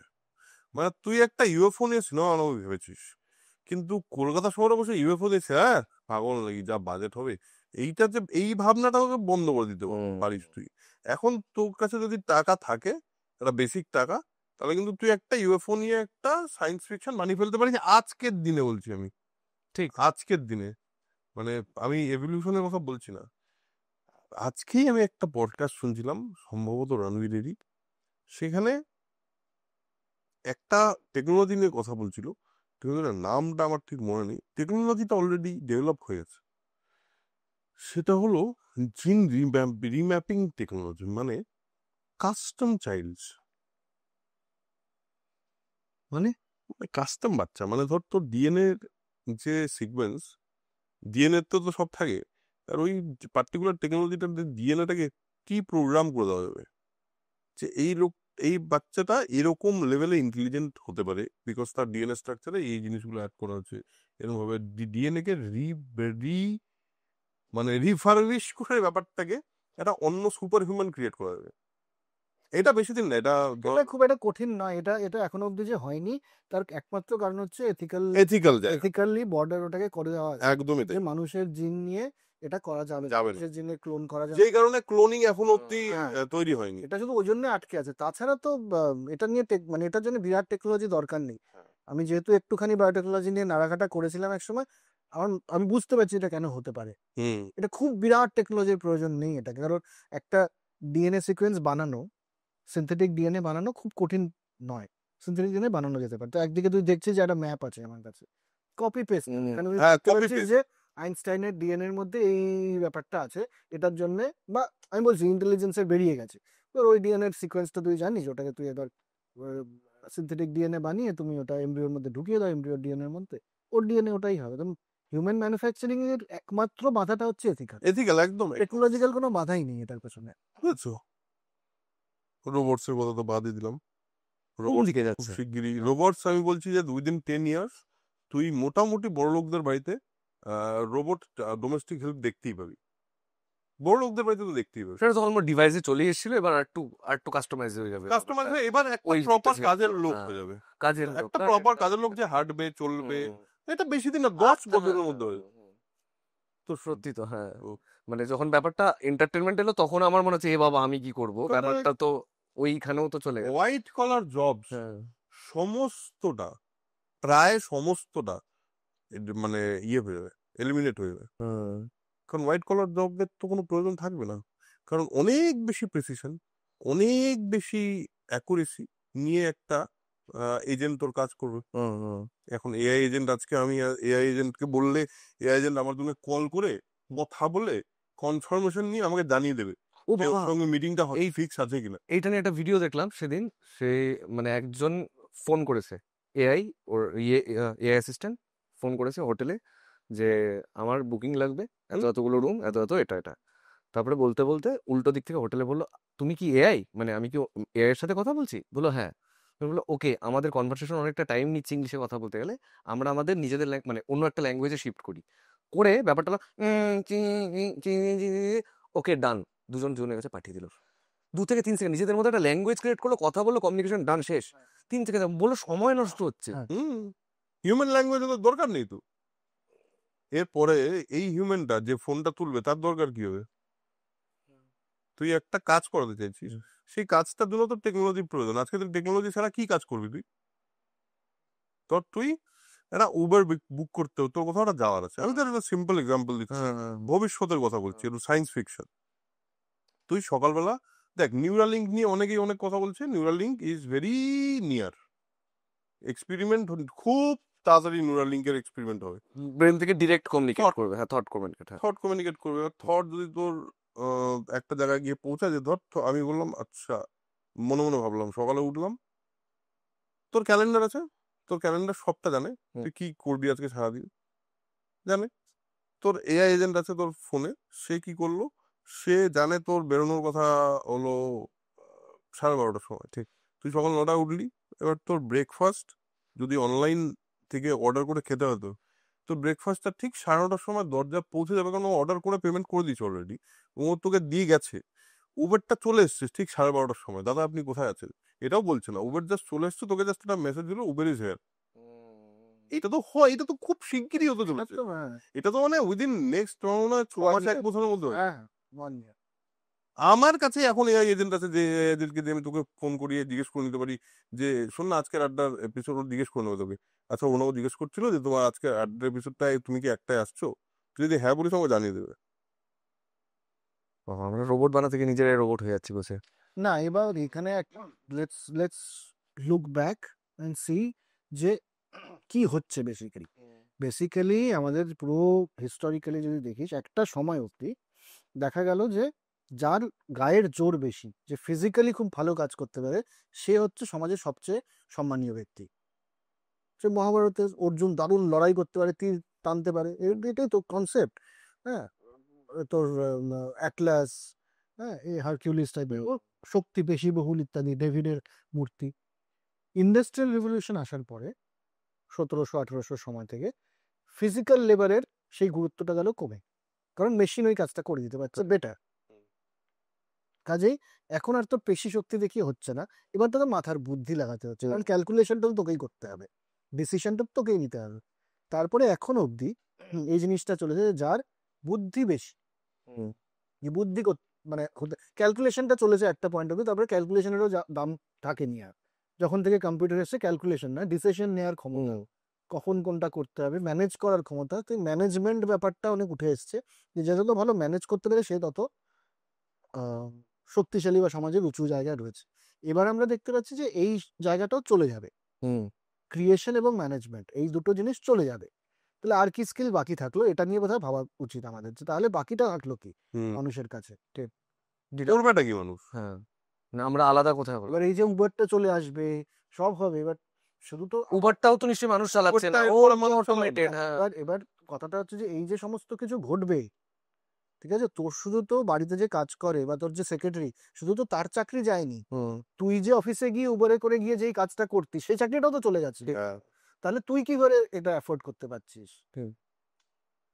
আমারই বা কাজটা কি, আমি যে আর্ন করবো, তারপরে এটা কি হবে, এটা করতে গেলে হ্যাঁ, মানে মোটিভই তো নেই, মানে কোনো মোটিভেশনই তো নেই আমার। মোটিভেশন কেন, দরকারই তো নেই, দরকারই তো নেই, তোকে আর প্রয়োজন পৃথিবীর দরকার নেই। তাহলে এটা ভাবার প্রয়োজন আছে যে তাহলে মানুষের কাছে কি স্কিল বাকি থাকছে, যে স্কিলটা তখনও রেলেভেন্ট থাকবে, এবং এটা নিয়ে কি আমার উত্তর এখন অব্দি আছে বলে আমার মনে হয় না। আমি একটা জিনিস বলবো, আমরা এই নিয়ে কথা বলছি তো, লেটস আস্ক চ্যাট। এই লোকটা সবার আগে কলকাতায় সর্বনাশ করবার পেছনে একমাত্র দায়ী নমস্কার, বলছি আমি একটু কথা বলতে চাই অ্যাবাউট ভবিষ্যৎ। হ্যাঁ নমস্কার, আমি এআই এর ভবিষ্যৎ নিয়ে আপনার সঙ্গে কথা বলতে চাই। নমস্কার। ভবিষ্যৎ নিয়ে যে কথা বলাটা কিন্তু সবসময় দারুণই হয়। আপনি কোন দিক থেকে ভবিষ্যতের কথা বলতে চান? প্রযুক্তি, সমাজ, ব্যক্তিগত জীবন নাকি অন্য কিছু? জানান, আমি খুব উৎসাহী শুনতে। হ্যাঁ আমি বলছি যে আমি যেটা জানতে চাই সেটা হলো এআই এর ভবিষ্যৎ। এআই তো এরপর সমস্ত চাকরি বাকরি নিয়ে নেবে, এবং যদি নিয়ে নেয় তাহলে মানুষ হিসাবে মানুষ করবেটা কি? মানুষের কি কি চাকরি বেঁচে থাকবে তারপরেও, বা কি কি কাজ বেঁচে থাকবে? এটা সত্যিই দারুণ একটা প্রশ্ন এবং অনেকেই এ নিয়ে ভাবছেন। আসলে এআই অনেক কাজের ধরন বদলে দেবে ঠিকই, কিন্তু মানুষের সৃজনশীলতা, আবেগ, সহানুভূতি এবং জটিল সমস্যার সমাধান করার কার্যক্ষমতা কিন্তু এআই এর পক্ষে পুরোপুরি নেওয়া সম্ভব নয়।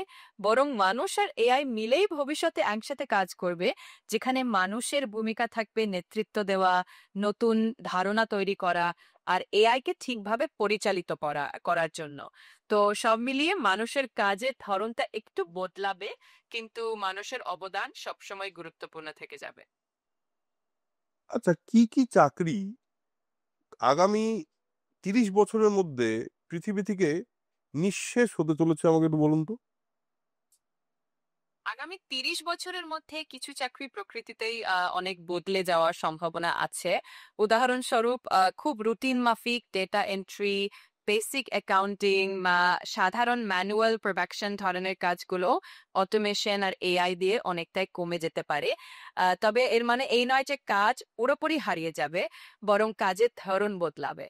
যেসব চাকরিতে সৃজনশীলতা, জটিল সমস্যা সমাধান, মানুষে মানুষে যোগাযোগ বা সহানুভূতি দরকার, সেগুলো কিন্তু ভবিষ্যতেও থাকবে, বরং সেগুলোর গুরুত্ব আরো বাড়বে। বেশ, ঠিক আছে, ধন্যবাদ।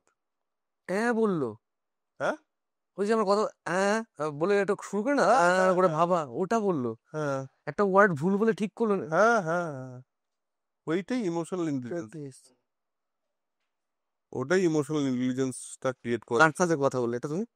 এটা চ্যাটের সঙ্গে। নমস্কার, ছোট্ট একটা বিরতির পর, অরুণাবদার ম্যাজিকের ওই বিরতির পর আমরা আবার ফিরে এলাম। লাস্ট একটু এর আর একটু ডিপ্রেসিং কথাবার্তা বলেই আমরা একটু আলোকিত জায়গায় যাব, তোমারও গল্প দিই। ডিপ্রেসিং ঠিক আছে, ডিপ্রেসিং তো সারা পৃথিবীর সবকিছু ডিপ্রেসিং দিয়ে দেখতে হয়।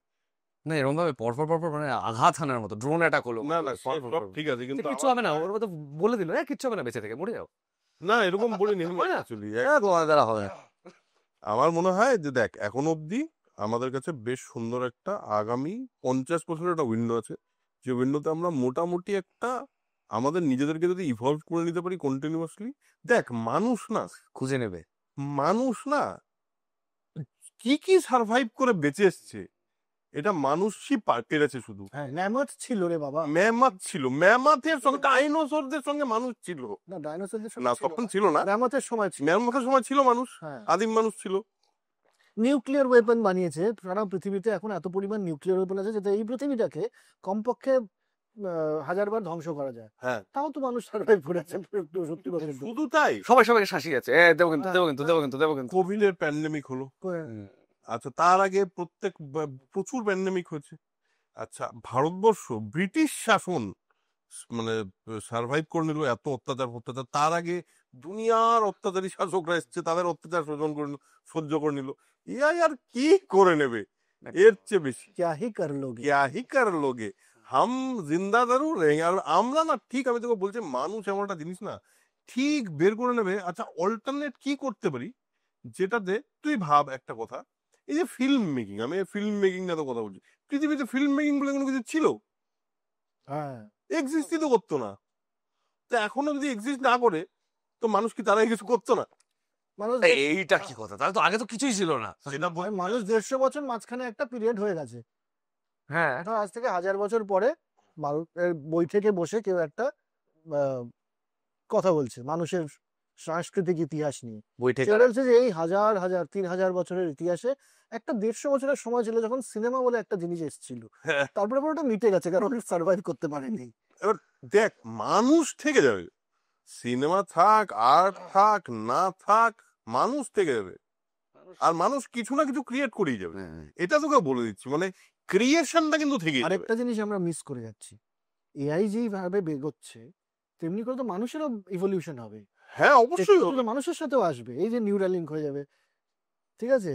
তারপর ধর তুমি কি এটা বলছি না, হ্যাঁ বায়োটেকনোলজি। হ্যাঁ তোর আইনস্টাইন, তোর বাচ্চাটা লাগবে তোর আইনস্টাইনের মতো, যে আইনস্টাইন, নিউটন, রবীন্দ্রনাথ, সত্যজিৎ রায় সবার মেলানো একটা আমার মানুষ লাগবে, বাচ্চা লাগবে। চুরি হবে ব্যাপারটা, হ্যাঁ, ইটস নট, মানে এটা ইম্পসিবল না। করাই যায়, করা আরামসে করা যায়, একমাত্র বাধা হচ্ছে এথিক্যাল। হ্যাঁ, এটার এটা ক্রিসপার বলে একটা টেকনোলজি অলরেডি আছে, যেটা কাটা। এটা দিয়ে করা যায়। ক্রিসপার হচ্ছে বেসিক্যালি একটা কাঁচি, হ্যাঁ। ক্রিসপার মানে জিনের কাঁচি, ওটা দিয়ে যেইটুকু জিন দরকার তো সেটুকু তোকে কাটবি, কেটে আর এই জায়গায় জুড়ে দিবি, এইটুকু তো কাজ, কারণ এমব্রিও তো একটা সেল, ওটার থেকে সব কটা সেল ওরকম হবে। ধর আমি বলছি তোকে, আমরা যখন কলেজে ছিলাম তখন টিস্যু কালচার আমরা করেছি, ঠিক আছে? টিস্যু কালচারে ধর আমি যেহেতু প্লান্টেরই করেছি, কিন্তু একই জিনিস অ্যানিমেলের ক্ষেত্রেও সম্ভব, মানুষের ক্ষেত্রেও সম্ভব, যে কিছু একটা কোষ পেলি তুই, ওই বীজের থেকে অল্প একটু নিলি, নিয়ে এবার তোর গাছ বানাতে হবে ওটাকে। প্রথমেই গাছ বানালে হবে না, কারণ অনেক গাছ লাগবে, ওটার মধ্যে একটা হরমোন দেওয়া হলো, ওতে একটা ক্যালাস বলে একটা জিনিস তৈরি হলো, একটা একগুচ্ছ মাংস তৈরি হলো, মানে একগুচ্ছ গাছ প্লান্ট সেল তৈরি হলো, ওগুলো না রুট, না পাতা, না কিছু, একগুচ্ছ সেল এরকম বড় এক। তারপর ওটাকে কাটা হলো, মানে কাটলাম, কেটে কেটে আলাদা আলাদা পেট্রি ডিশে দিয়ে অন্য হরমোন দেওয়া হলো, সেগুলো 15 দিন পরে কোনোটা শুধুমাত্র মূল হয়েছে, কোনোটা শুধুমাত্র কাণ্ড হয়েছে, কোনোটা শুধুমাত্র পাতা হয়েছে। এই একই জিনিস মানুষের ক্ষেত্রেও সম্ভব। এই যে ধর, এই যে মানুষ যখন জন্মায় তখন যে আম্বেলিক্যাল কর্ড যেটা আর কি থাকে, ওর মধ্যে যে কোষগুলো থাকে সেগুলো স্টেম সেল, ওগুলোকে প্রিজার্ভ করার বন্দোবস্ত এখন হচ্ছে। প্রিজার্ভ করে রাখ, তোর ধর কিডনি খারাপ হয়ে গেল, প্রচুর পার্টি করলে কিডনি খারাপ হয়ে গেল, তো কিডনি দরকার, তো ওই স্টেম সেল থেকে আরেকটা কিডনি বানিয়ে নিতে হবে, নট আ ডিফিকাল্ট থিং। আরেকটা জিনিস বলি, সেটা হলো বায়োটেকনোলজি দিয়ে কিন্তু, বায়োটেকনোলজির অ্যাডভান্সমেন্ট দিয়ে কিন্তু প্রচুর ডিজিজকে হিউম্যান সরিয়ে দিতে পারবে। কারণ ক্যান্সার, যেগুলো থ্যালাসেমিয়া, তারপর ধর আরো আছে এরকম প্রচুর, যত জেনেটিক ডিজিজ, যত জেনেটিক ডিজিজ সবগুলো সরিয়ে সেরে যেতে পারে। হ্যাঁ, মানে আগে, মানে জন্ম হওয়ার আগে, মানে ওই এটাতে ওইটা লেভেলে, হ্যাঁ একদম ওই ভ্রূণ লেভেলে গিয়ে ব্যাপারটাকে ক্রিয়েট করা যেতে পারে। মেডিসিনাল ক্ষেত্রে মানুষের প্রচুর পার্সোনালাইজড মেডিসিন দেওয়ার জন্য একটা সিস্টেম তৈরি হবে, যেখানে মানুষ তোর লাইফস্টাইল, তুই ঠিক কিভাবে তোর জীবনটাকে বাঁচিস, সেই অনুযায়ী তোর personalised medicine plan AI create করে দিতে পারবে, যেটা আর কারো হবে না, শুধু তোর হবে। তোর কোন কোন অ্যান্টিবায়োটিকে হতে পারে, রেজিস্ট্যান্স হতে পারে, এবং সেটা হলে তোকে কি করতে হবে, এই সমস্তটা। এটা হতে পারে নয়। আমি একজনের সাথে দীর্ঘকাল নয়, 1-2 বছর একটা কথা হয়েছে। ছেলেটি জেনেটিক ইঞ্জিনিয়ার, বেসিক্যালি বাইরে থেকে কোথা থেকে একটা কোন ইউনিভার্সিটি আমার মনে নেই, সেখান থেকে পড়ে ওর কাছে অ্যাক্সেস ছিল পুরো হিউম্যান জিনোমটার ম্যাপিংটা। ও ভেবেছিল ইন্ডিয়াতে একটা স্টার্ট আপ তৈরি করবে, যেখানে এই জিনিসটাই হবে এক্স্যাক্টলি, যে ডাক্তাররা বলবে আপনি সমস্ত টেস্ট তো করা হচ্ছে, তার সাথে সাথে আপনার জিন ম্যাপিংটাও করিয়ে নিন।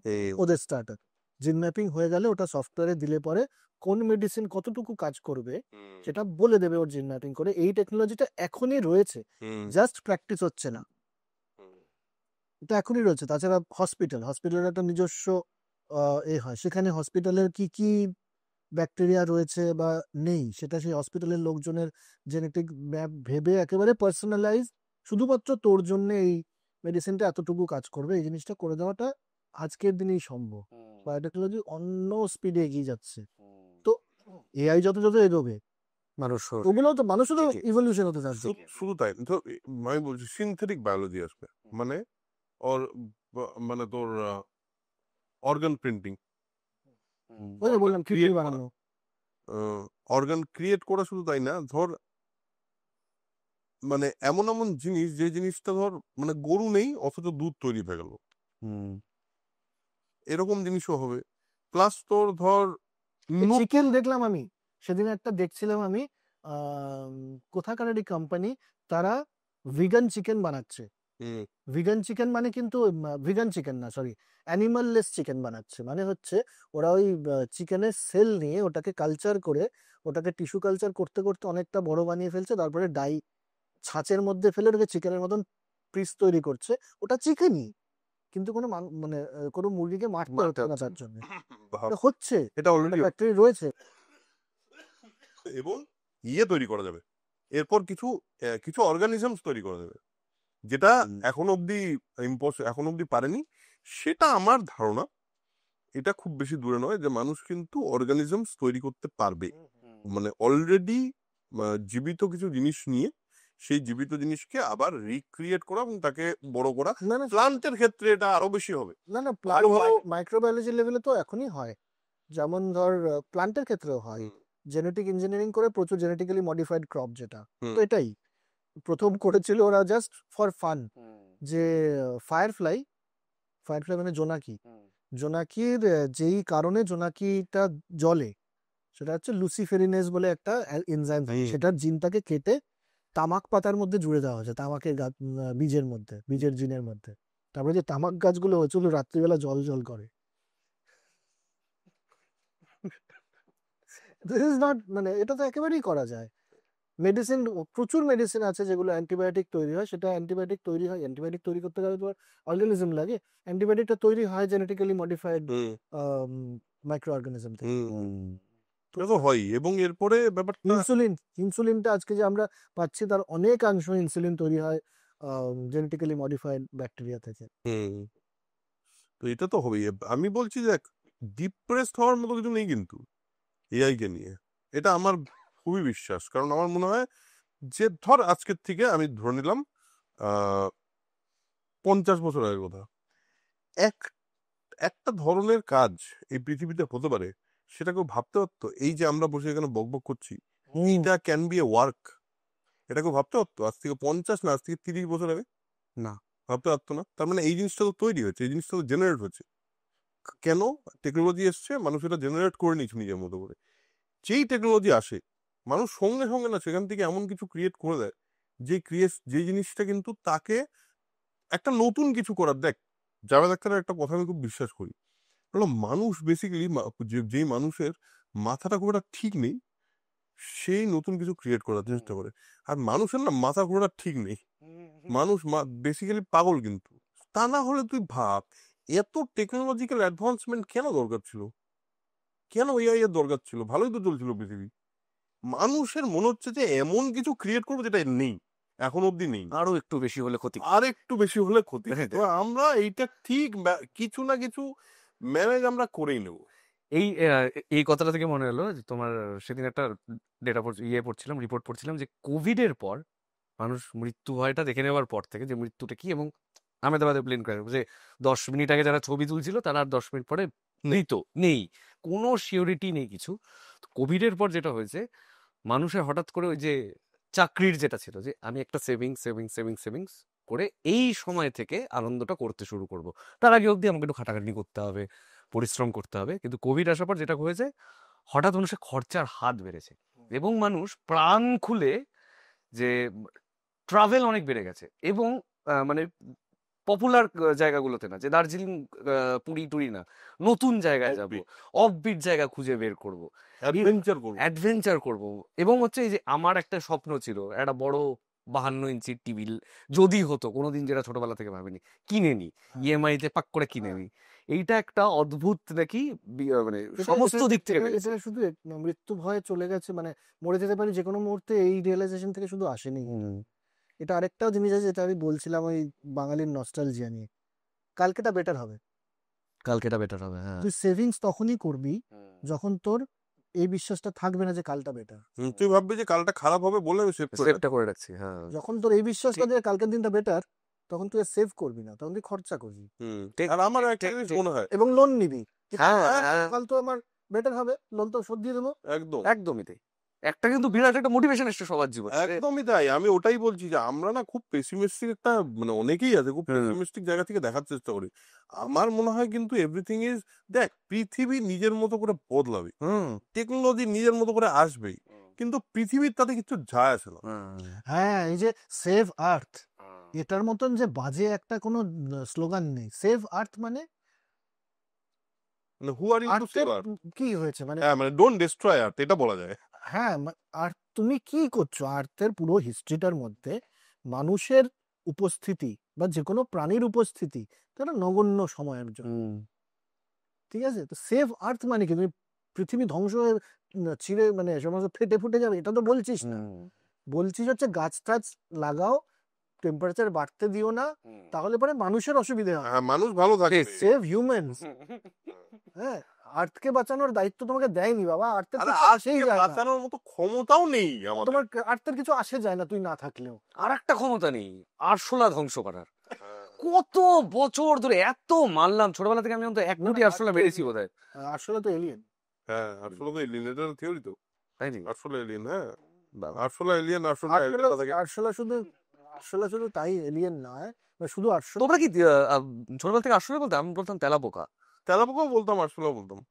তেলাপোকার নামটা একটা সময়ের পরে মনে হচ্ছে এটা ভদ্র ভাষা নয়। ছোটবেলায় বলতাম, তারপরে মনে হচ্ছে না এটা ভদ্র হচ্ছে না কথা।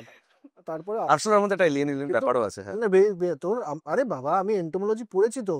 এন্টোমোলজিতে পড়ানো হয় রীতিমতো যে এই পুরো যে আর্থ্রোপোড গোষ্ঠীটা, হ্যাঁ, এই পোকা বিষয়টাই এলিয়েন হতে পারে। পসিবিলিটি আছে পৃথিবীতে যদি এলিয়েন, কারণ অন্যান্য সমস্ত প্রাণীর সাথে এর কোনো মিল নেই। হ্যাঁ, হ্যাঁ, একদম। এই আড্ডার এপিসোডের হাইলাইট গুলো থাকে না, কি হবে? প্রথম নস্টালজিক, এআই, বায়োটেকনোলজি, আরশোলা নিয়ে 2-4 কথা। আরশোলা নিয়ে হাইলাইট মাথায় হাত পড়ে যাবে। হ্যাঁ, দেখ, এই যে মাদার আর্থ মানে হচ্ছে মাদার আর্থের রিপ্রেজেন্টেটিভ কে আমাদের বাড়ির মেয়ে বউ, হ্যাঁ, হ্যাঁ, হ্যাঁ। তারা আসলে ভয় পাবে। বুঝতে পারছিস তো এলিয়েনের সাথে কানেকশনটা এটা একটু অনেক ঠিক করলো। কতটা মানে একই সাথে জেন্ডার ইনসেনসিটিভ কথা বললাম, এবং সুন্দর তো মনে হলো যে একটা কি একটা কথা বলে ফেললাম আসলে। সেদিন একটা হেভি জোক শুনেছি আমি, আই ওয়ান্ট টু শেয়ার। এটা হলো, একজন মহিলা এসছে স্ট্যান্ড আপ কমেডি করতে, একটা ছেলে আছে তো তার চ্যানেলে। তো সে এসে বলছে যে গত 50 বছরে খুনের সাজা ছেলেদের অনেক জনের হয়েছে। বলে হ্যাঁ। বলে মহিলাদের একটাও সাজা হয়নি। তো একজন বলেছে বোধহয় একটা, কিন্তু অ্যাকচুয়ালি নেই। হ্যাঁ, বোধহয় নেই। আমি বোধহয় মানে আমি আমি একদম শিওর না, বাট বোধহয় সম্ভবত মহিলা কনভিকশন অন মার্ডার এবং তার ফাঁসি হচ্ছে, এটা নেই। ভদ্রমহিলা বলছে তার কারণ কি তোমার মনে হয়, যে মহিলারা করে না, মহিলারা খুন করে না? বলে that is not the point. বলে सबूत मिटाने की क्षमता लड़कियों में ज्यादा है। Now you understand the obsession with cleanliness. বলছে এত পরিষ্কার নাকি এই জন্য করে সবুজ মিটিয়ে যায়। কি এটা কি ভালো না? হ্যাঁ, তো নাম হলো, নামটা আমার মনে নেই, নামটা মনে পড়লে আমি এখানে ডেসক্রিপশনে দিয়ে দেওয়ার কথা বলবো আমাদেরকে।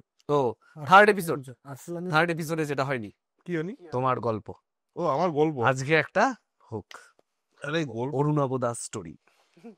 গল্প তো অনেক, কোন গল্পটা বলি? ভালো একটা গল্প দাও দেখি। প্রণামের গল্প।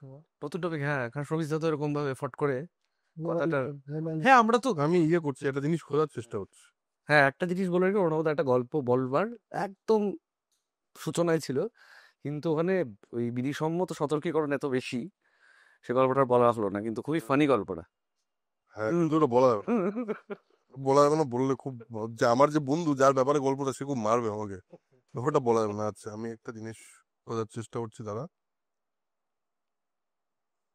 তুমি আরে কথা বলছি না কেন, চুপ করে থাকো তো। গান ফান কিছু একটা শোনাবে, আবার ম্যাজিক দেখাবে হয়তো, তোমার প্রেমিকাকে ফোন করবে।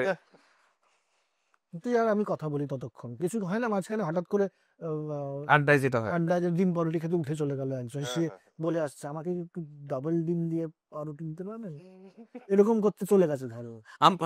আমরা কিন্তু সিরিয়াসলি একদিন বাইরে আড্ডা মেরে দেখতে পারি কি দাঁড়া। হ্যাঁ, একদম বাইরে করতে পারি। আপনারা বলুন তো, আমরা এই ঘরে বসে আড্ডা মারছি, এই চায়ের দোকানে আড্ডা মারলে কিরকম হয়, বা বাইরে কোথাও গিয়ে বসে আড্ডা মারলে কিরকম হয়, তা আপনাদের থেকে একটু জানতে চাই আমরা। একটা ইকো চেম্বারের মতন তো ব্যাপার হয়েই গেছে। এখন একটা কমেন্টও দেখলাম আমি, যে এসি ঘরে বসে এইসব হ্যাঁ, শোনা করে নেওয়াটা। ঠান্ডা ঘরে বসে এসব বলা খুব সহজ। সেরকম বলেছে কেউ? বললেই থাকতে হবে, আমারও তো শুনলে তাই। এসিটা বন্ধ হলে আমার তো ঠান্ডা লাগছে আজকে। 37 ডিগ্রিতে তপ্ত চা খেতে খেতে একদিন হ্যাঁ। দিনের বেলা দেখাই যায় কিন্তু কেমন দাঁড়ায়। একবার করা যায়, করা যায়। শুনতে ওনারা শুনতে পাবেন না কিছু, আমরা শুনতে পাবো। না না বাবা বাবা সব লাইভ না না লাইভ Live? আমি বলছি তোকে একটা প্রশ্ন বলো। করি। এই যে যখন মানে যত বয়স বাড়তে থাকে মানুষের, তখন তো তার একটা জিনিস ভাবনা আসতে থাকে যে মানে কি করে আমি best possible place in my life থাকবো, মানে ইকিগাই যেটাকে বলে। ইকিগাইয়ের কনসেপ্টটা তো জানি কি মনে হয়, বইটা পড়লাম। হ্যাঁ, হ্যাঁ ইকিগাই এর ব্যাপারটা যেরকম, ইকিগাইয়ের ব্যাপারটা যেরকম সেরকমই তো মানুষের একটা ইকিগাই মোমেন্ট হিট করার থাকে। তুই তোর এখন বয়স কত? তোর 32। 32 বছর বয়সে তুই তোর মানে কি অবস্থায় আছিস এবং তোর কি মনে হয় যে জীবনটা নিয়ে তোর কি প্ল্যানিং, আর তুই কিভাবে জীবনটাকে দেখিস? দেখছিস কিভাবে জীবনকে? দেখছি আমার এখন এক্স্যাক্টলি মানে ওই দুটো পজিশনে খুব আটকে আছি, যে একটা জিনিস আমার বারবার মনে হচ্ছে যে এত কেন খাটছি, এবং আমার মানে পারপাসটা কি এত খাটার, যে যে কোনোদিন যা খুশি হয়ে যেতে পারে, যা ইচ্ছে, এবং আমার খুবই আনন্দ হবে যদি আমি বাড়ি ফিরে যেতে পারি, বাড়িতে ফিরে কাজকর্ম করতে পারি, চালসায় ফিরে বাড়িতে বসে যদি সমস্ত কিছু করা যায়। এটা আমার একটা টার্গেট জীবনে, যে ওই শান্তিটা, ওই পাহাড় টাহাড় জঙ্গলের মাঝখানে থাকাটা আমার খুবই ইচ্ছা। আবার সেম আমি যেই মুহূর্তে বাড়ি যাই, 2 দিন 3 দিন কাজ না করলে তখন আমার মনে হয় আমার কলকাতার রাশটাকে খুব মিস করছি, যে আমার বোধহয় আরেকটু বেশি কাজ করা দরকার, আরো কিছু কিছু 2-3টে গল্প আমার বলার আছে যেগুলো সিনেমা অবভিয়াসলি বানাবো। কিন্তু এই যে মানে কেন করছি কি করছি এইটার মাঝখানে একটা বেশ কয়েক বছর ধরেই ছোটাছুটি করছি, এবং যেখান থেকে ওই যে তোমাদের সাথে একদিন রাত্রেবেলায় যে বিরাট একটা ডিসকাশন হলো যে কি দরকার লাইফে শান্তি পাওয়ার জন্য, যেখান থেকে তোমরা বলেছিলে মেডিটেশন স্টার্ট কর, কথোপকথন কর, আমি এখনো অ্যান্সারটা খুঁজে পাইনি, এবং এই দৌড়াদৌড়িটা চলছে আমার, যে কি আমার পারপাসটা কি লাইফের। তোমার পারপাস কি লাইফে? এটা জানলে তো হয়েই যেত। জানো না? তাও তোমার তো একটা বয়স, না। একটা এক্সপিরিয়েন্স। না আমি জানি না, আমি জানতেও চাই না পারপাস লাইফে। ওয়েল, একটা তো পারপাস আমার আছে, মানে ইচ্ছে আছে, পারপাস জানি না, আমার ইচ্ছে আছে। সেটা হচ্ছে অ্যাসপিরেশন, জীবনের অ্যাসপিরেশন এই পর্যায়ে দাঁড়িয়ে। সেটা হচ্ছে যে আমি মরে গেলে যেন লোকে আমাকে মনে রাখে। এটা তো সবারই, ধরো সবাই পৃথিবীর সব কটা মানুষই চায় মরে যাওয়ার পর যেন মানে অমর হয়ে যাবো আমি ওইভাবে। That is the only aspiration. কিভাবে সেটা হবে আই ডোন্ট নো। সেটাই। আর পারপাস বলতে মানে ওই এখন ওই মনে হচ্ছে আমার অ্যাটলিস্ট যে জীবনের বেশিরভাগটা পার্ট আমি বেঁচে নিয়েছি। এখন 61-এ আছি আর কি, মানে 50 পার হয়ে গেছে, হাফ সেঞ্চুরি হয়ে গেছে পার্সেন্টেজ ওয়াইজ। হ্যাঁ, 60% দাঁড়িয়ে আছি, আর 40% বাকি আছে। 40% মধ্যে লাস্ট 10-এ তো আমি খুব নার্ভাস 90-তে খেলবো, তখন তো আর ওটা তো মানেই নেই কোনো। হ্যাঁ, অসুখ হয়ে গেল বা খুব বুড়ো হয়ে গেলাম, যেটাই হোক। আমার 43, 44, হ্যাঁ 43, 44 এর পরে আর কত, মানে 88 অব্দি বাঁচার তো কোনো ইচ্ছেই নেই আমার। 80 অব্দি যদি বাঁচি, 70-র পরের ব্যাপারটা খুব একটা আমার প্রোডাক্টিভ হবে বলে আমার মনে হয় না। এই সময়টুকুকে ইউটিলাইজ করবো কেন, কিভাবে? কিসে? সেটা হচ্ছে যে আমার চারপাশটা যদি একটু বেটার করে যেতে পারি, আর চারপাশটা না ফ্যামিলি নয়, চারপাশটা মানে যেই ওয়ার্ল্ডটা আমি ইনহেরিট করলাম, যেখানে এলাম, সেটার থেকে কি একটু বেটার করে আমি যেতে পারছি, যদি পেরে যাই তাহলে পরে লাইফ ইজ সাকসেসফুল। যদি না পারি তাহলে লাইফ ইজ ফেলিয়ার। তারপরে আমি মরে যাওয়ার পর আমার ব্যাংকে কত ব্যালেন্স থাকলো, তারপরে আমার ছেলে তো নেই, মেয়ে তারপরে ওই টাকা দিয়ে কত বড় বাড়ি বানালো আর কি, ডাজন্ট ম্যাটার আমার কি, সে তো প্রস্তর একদম মূর্তি তৈরি হলো, তো তারপরে তো এসে কবুতরই হোক কি কাকি হোক বা যেই হোক, সেটা তো আর বিষ্ঠা ত্যাগ করবে, সেটা পয়েন্ট নয়। পয়েন্ট হচ্ছে আমি ওই পয়েন্টটাতে যখন মরবো তখন কি একটু স্যাটিসফ্যাকশন আছে কিনা, that is the only purpose. আমার মনে হয়েছে তার থেকে বেটার পারপাস আর আমি পাচ্ছি না এই মুহূর্তে আর কিছু। তুই তোকে একটা প্রশ্ন জিজ্ঞেস করি তা এর সঙ্গে, তুই এই আড্ডাটা করছিস কেন? আমার মানে আড্ডা শুরু করবো যে আমরা তিনজন যখন মানে সবাই যখন বসে আড্ডা মারতে তোমার বাড়িতেই, তখন আমার মনে হচ্ছে খুবই অদ্ভুত একটা প্রোডাক্টিভ আলোচনা, এবং কোথাও না কোথাও আমরা একটা ড্রাইভ করি যে একটা জায়গা থেকে শুরু করে একটা জায়গায় যাই এবং খুব আনন্দ হয়। তো আমার পডকাস্ট দেখে মানে পডকাস্ট যেটা যে ওই সবাই বসে একটা বিষয় নিয়ে আলোচনা করছে বা এই মানে আলোচনাটা যদি লাইভ ধরে রাখা যায় এবং এটা যদি কারোর জীবনে ভ্যালু অ্যাড করে, এবং সব থেকে বড় কথা তো আমরা কিছু একটা ক্রিয়েট করছি এবং অন দ্য গো ক্রিয়েট হচ্ছে, যেটা লাইভ হচ্ছে, যেটা আমাকে খুব একটা আনন্দ দিয়েছিল।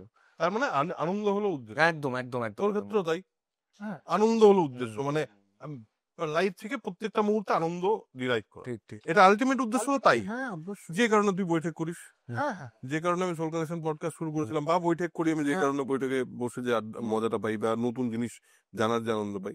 আমার যদি পারপাস বলিস, আমি কিন্তু জানি I have some stories to টেল।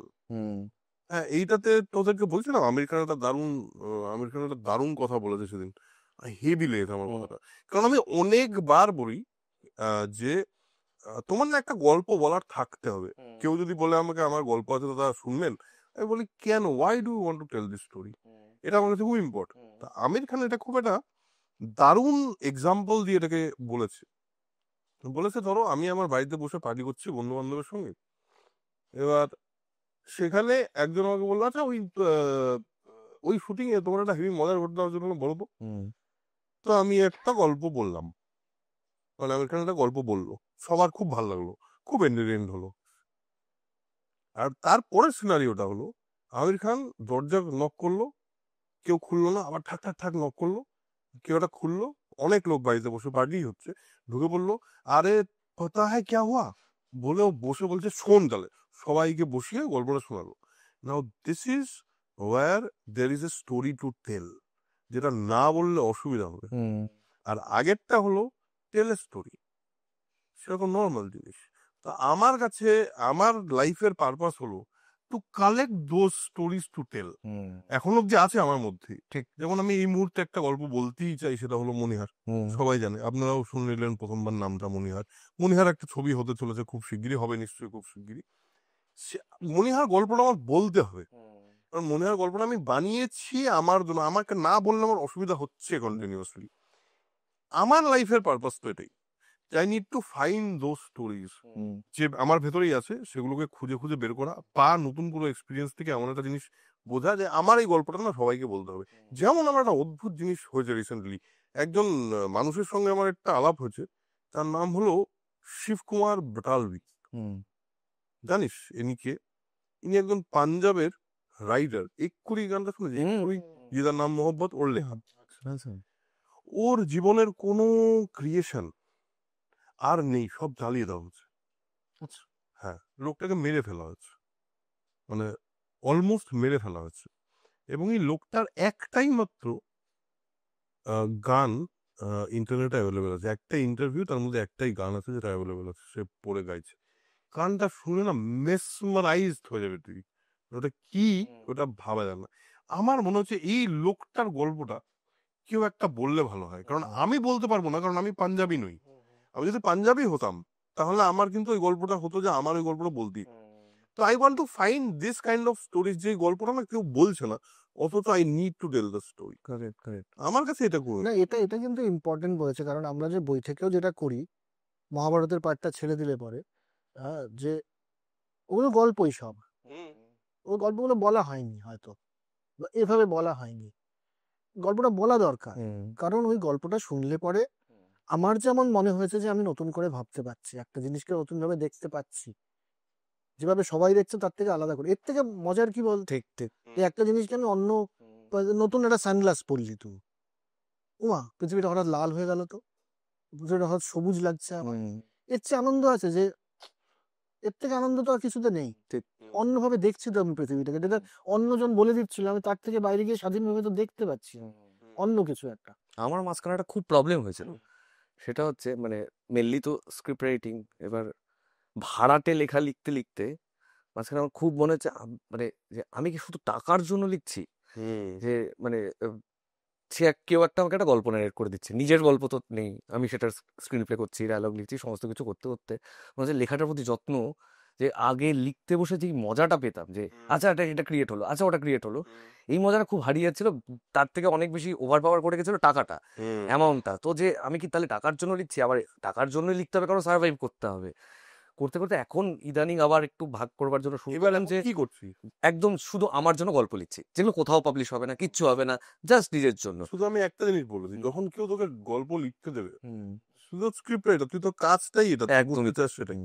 যখন একটা গল্প দেবে না কেউ, তুই জানবি যে সেই মানুষটা এই পৃথিবীতেই বড় হয়েছে, তুইও এই পৃথিবীতেই বড় হচ্ছিস, আলাদা কোনো গ্রহ থেকেও আসেনি।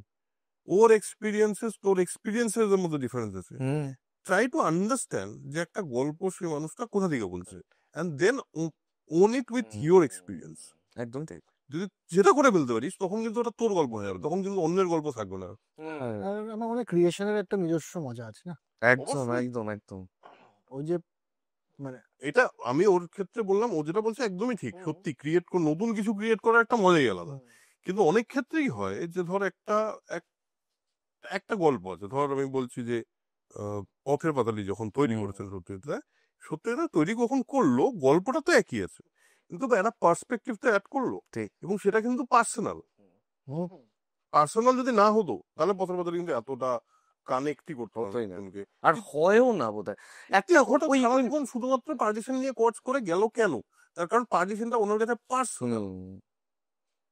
লিখতে গিয়ে তোমারও তো স্পার্কটা হয় না, একটা কোনো একটা মোমেন্টে সিন লিখতে লিখতে লিখতে টাক করে একটা মনে হয় যে ওকে হয়ে গেছে, এবার আর আমার হাতে নেই ব্যাপারটা, এবার বেরিয়ে গেছে, এবার লেখাটা বের হচ্ছে। একদম। এইটা হলে না অনেকটা বোঝা যায় যে ও হ্যাঁ ব্যাস আর ভয় নেই, আর ভয় আর ভাবতে হবে না, এবারটা বেরিয়ে যায়। এবার বেরিয়ে যাবে, কারণ এবার তখন ক্যারেক্টাররা নিজের মতো করে হ্যাঁ, এই সময়টার যে আনন্দটা, আর তখন টায়ার্ডনেস কিচ্ছু কাজ করে না, যে হ্যাঁ লিখে যায় লিখতেই থাকতে ইচ্ছা করে তখন, কারণ তখন মনে হয় কি তোর মধ্যে দিয়ে ওটা বেরোতে চাই। হ্যাঁ হ্যাঁ হ্যাঁ হ্যাঁ হ্যাঁ, এটা এটা মানে কি আর অদ্ভুত ব্যাপার না, মানে ফ্যালাসির মতো।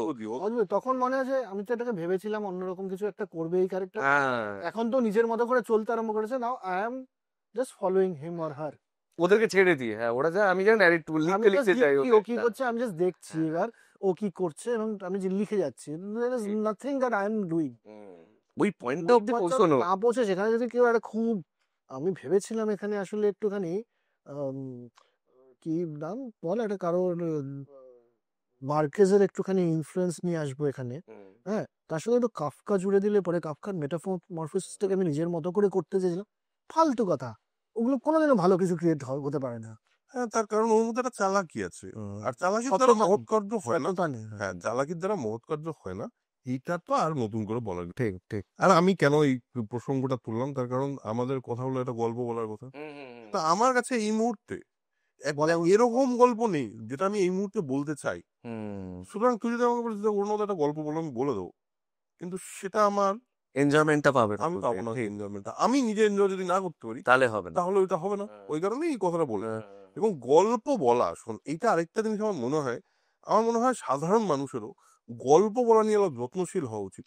একদম ঠিক। এবং গল্প বলার স্কিল মানুষের শেখা উচিত, একদম বেসিক ম্যান্ডেটারি শেখা উচিত। ঠিক কথা। এটা আসলে মানুষ ভাবে যে আমার তো কাজ না গল্প বলা, না, every time you are telling a story. সবকিছু, তুমি একটা অফিসে একটা কাজ করছো, একটা কোডিং, ইটস এ স্টোরি।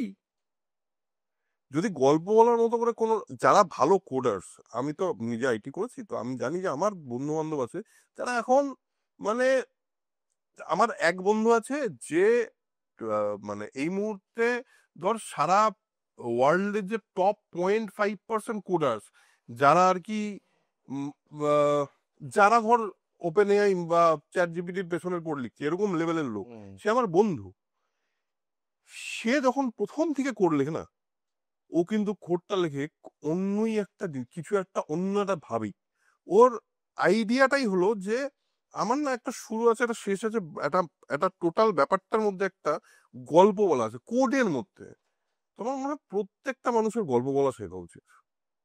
হ্যাঁ ঠিক, মানে ঠিকই বলেছি, মানে এটা এটা ইররেসপেক্টিভ, প্রফেশন ইররেসপেক্টিভ, কারণ ফ্লোরেন্স নাইটিঙ্গেল, যে যার জন্য সবাই নাইটিঙ্গেলের ওথ নেয় সমস্ত নার্সেসরা, উনি ওয়ার্ল্ড ওয়ারের সময় আর্মির নার্স ছিলেন, আর কিছু ছিলেন না।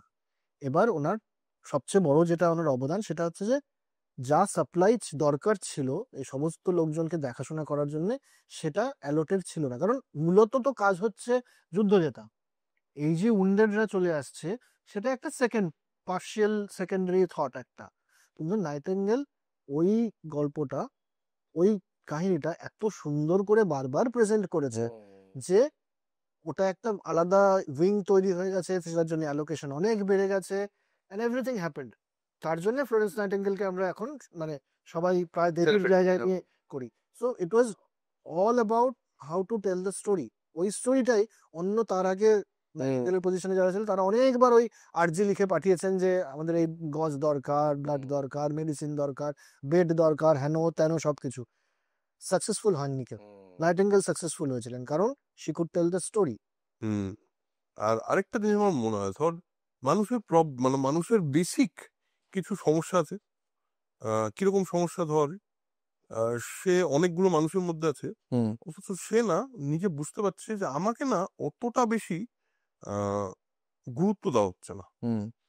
তার কারণটা হলো এই মানুষটা ভালো গল্প বলতে পারে না। বেশিরভাগ ক্ষেত্রে তাই দেখা যায়। কেন?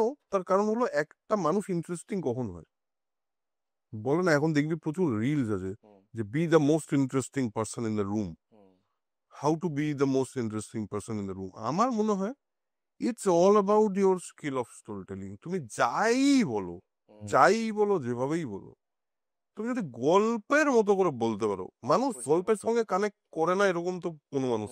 আমি একটা এক্সাম্পল দিই আমার প্রফেশন থেকেই। আমার প্রফেশনের সাথে তো দূর দূরান্ত পর্যন্ত প্রফেশনাল লাইফে কোনো গল্পের মানে ক্রিয়েশন বা গল্প লেখার কোনো সম্পর্ক নেই। আমি একটা ইন্টারন্যাশনাল কনফারেন্সে গেছি, তখন আমরা কাজ করতাম মাইগ্রেন্ট যারা মানে এই যে বিদেশে কাজ করতে যায়।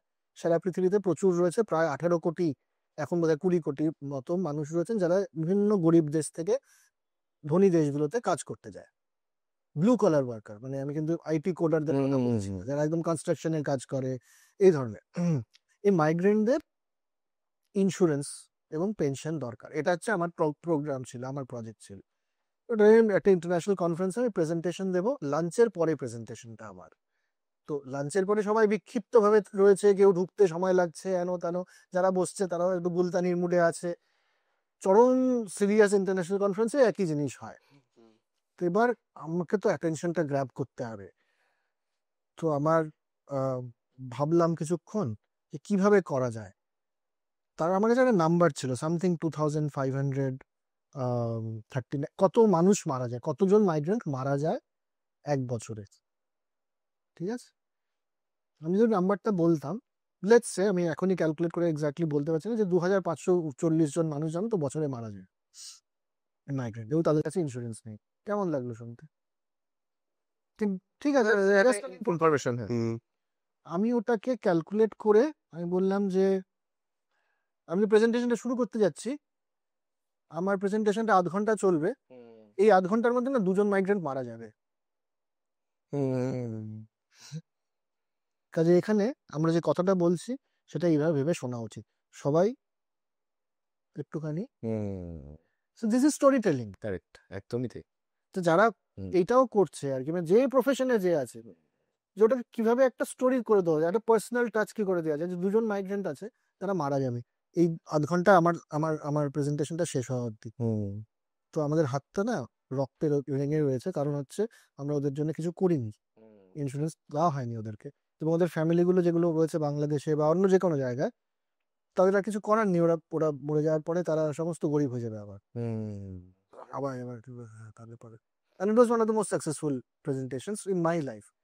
তো ওই বললাম যে একটা গল্প তো আছে, একটা গল্প, একটা পার্সোনাল টাচ, একটা মানুষের গল্প, ওই জায়গাতে নিয়ে আসতে হবে জিনিসটাকে।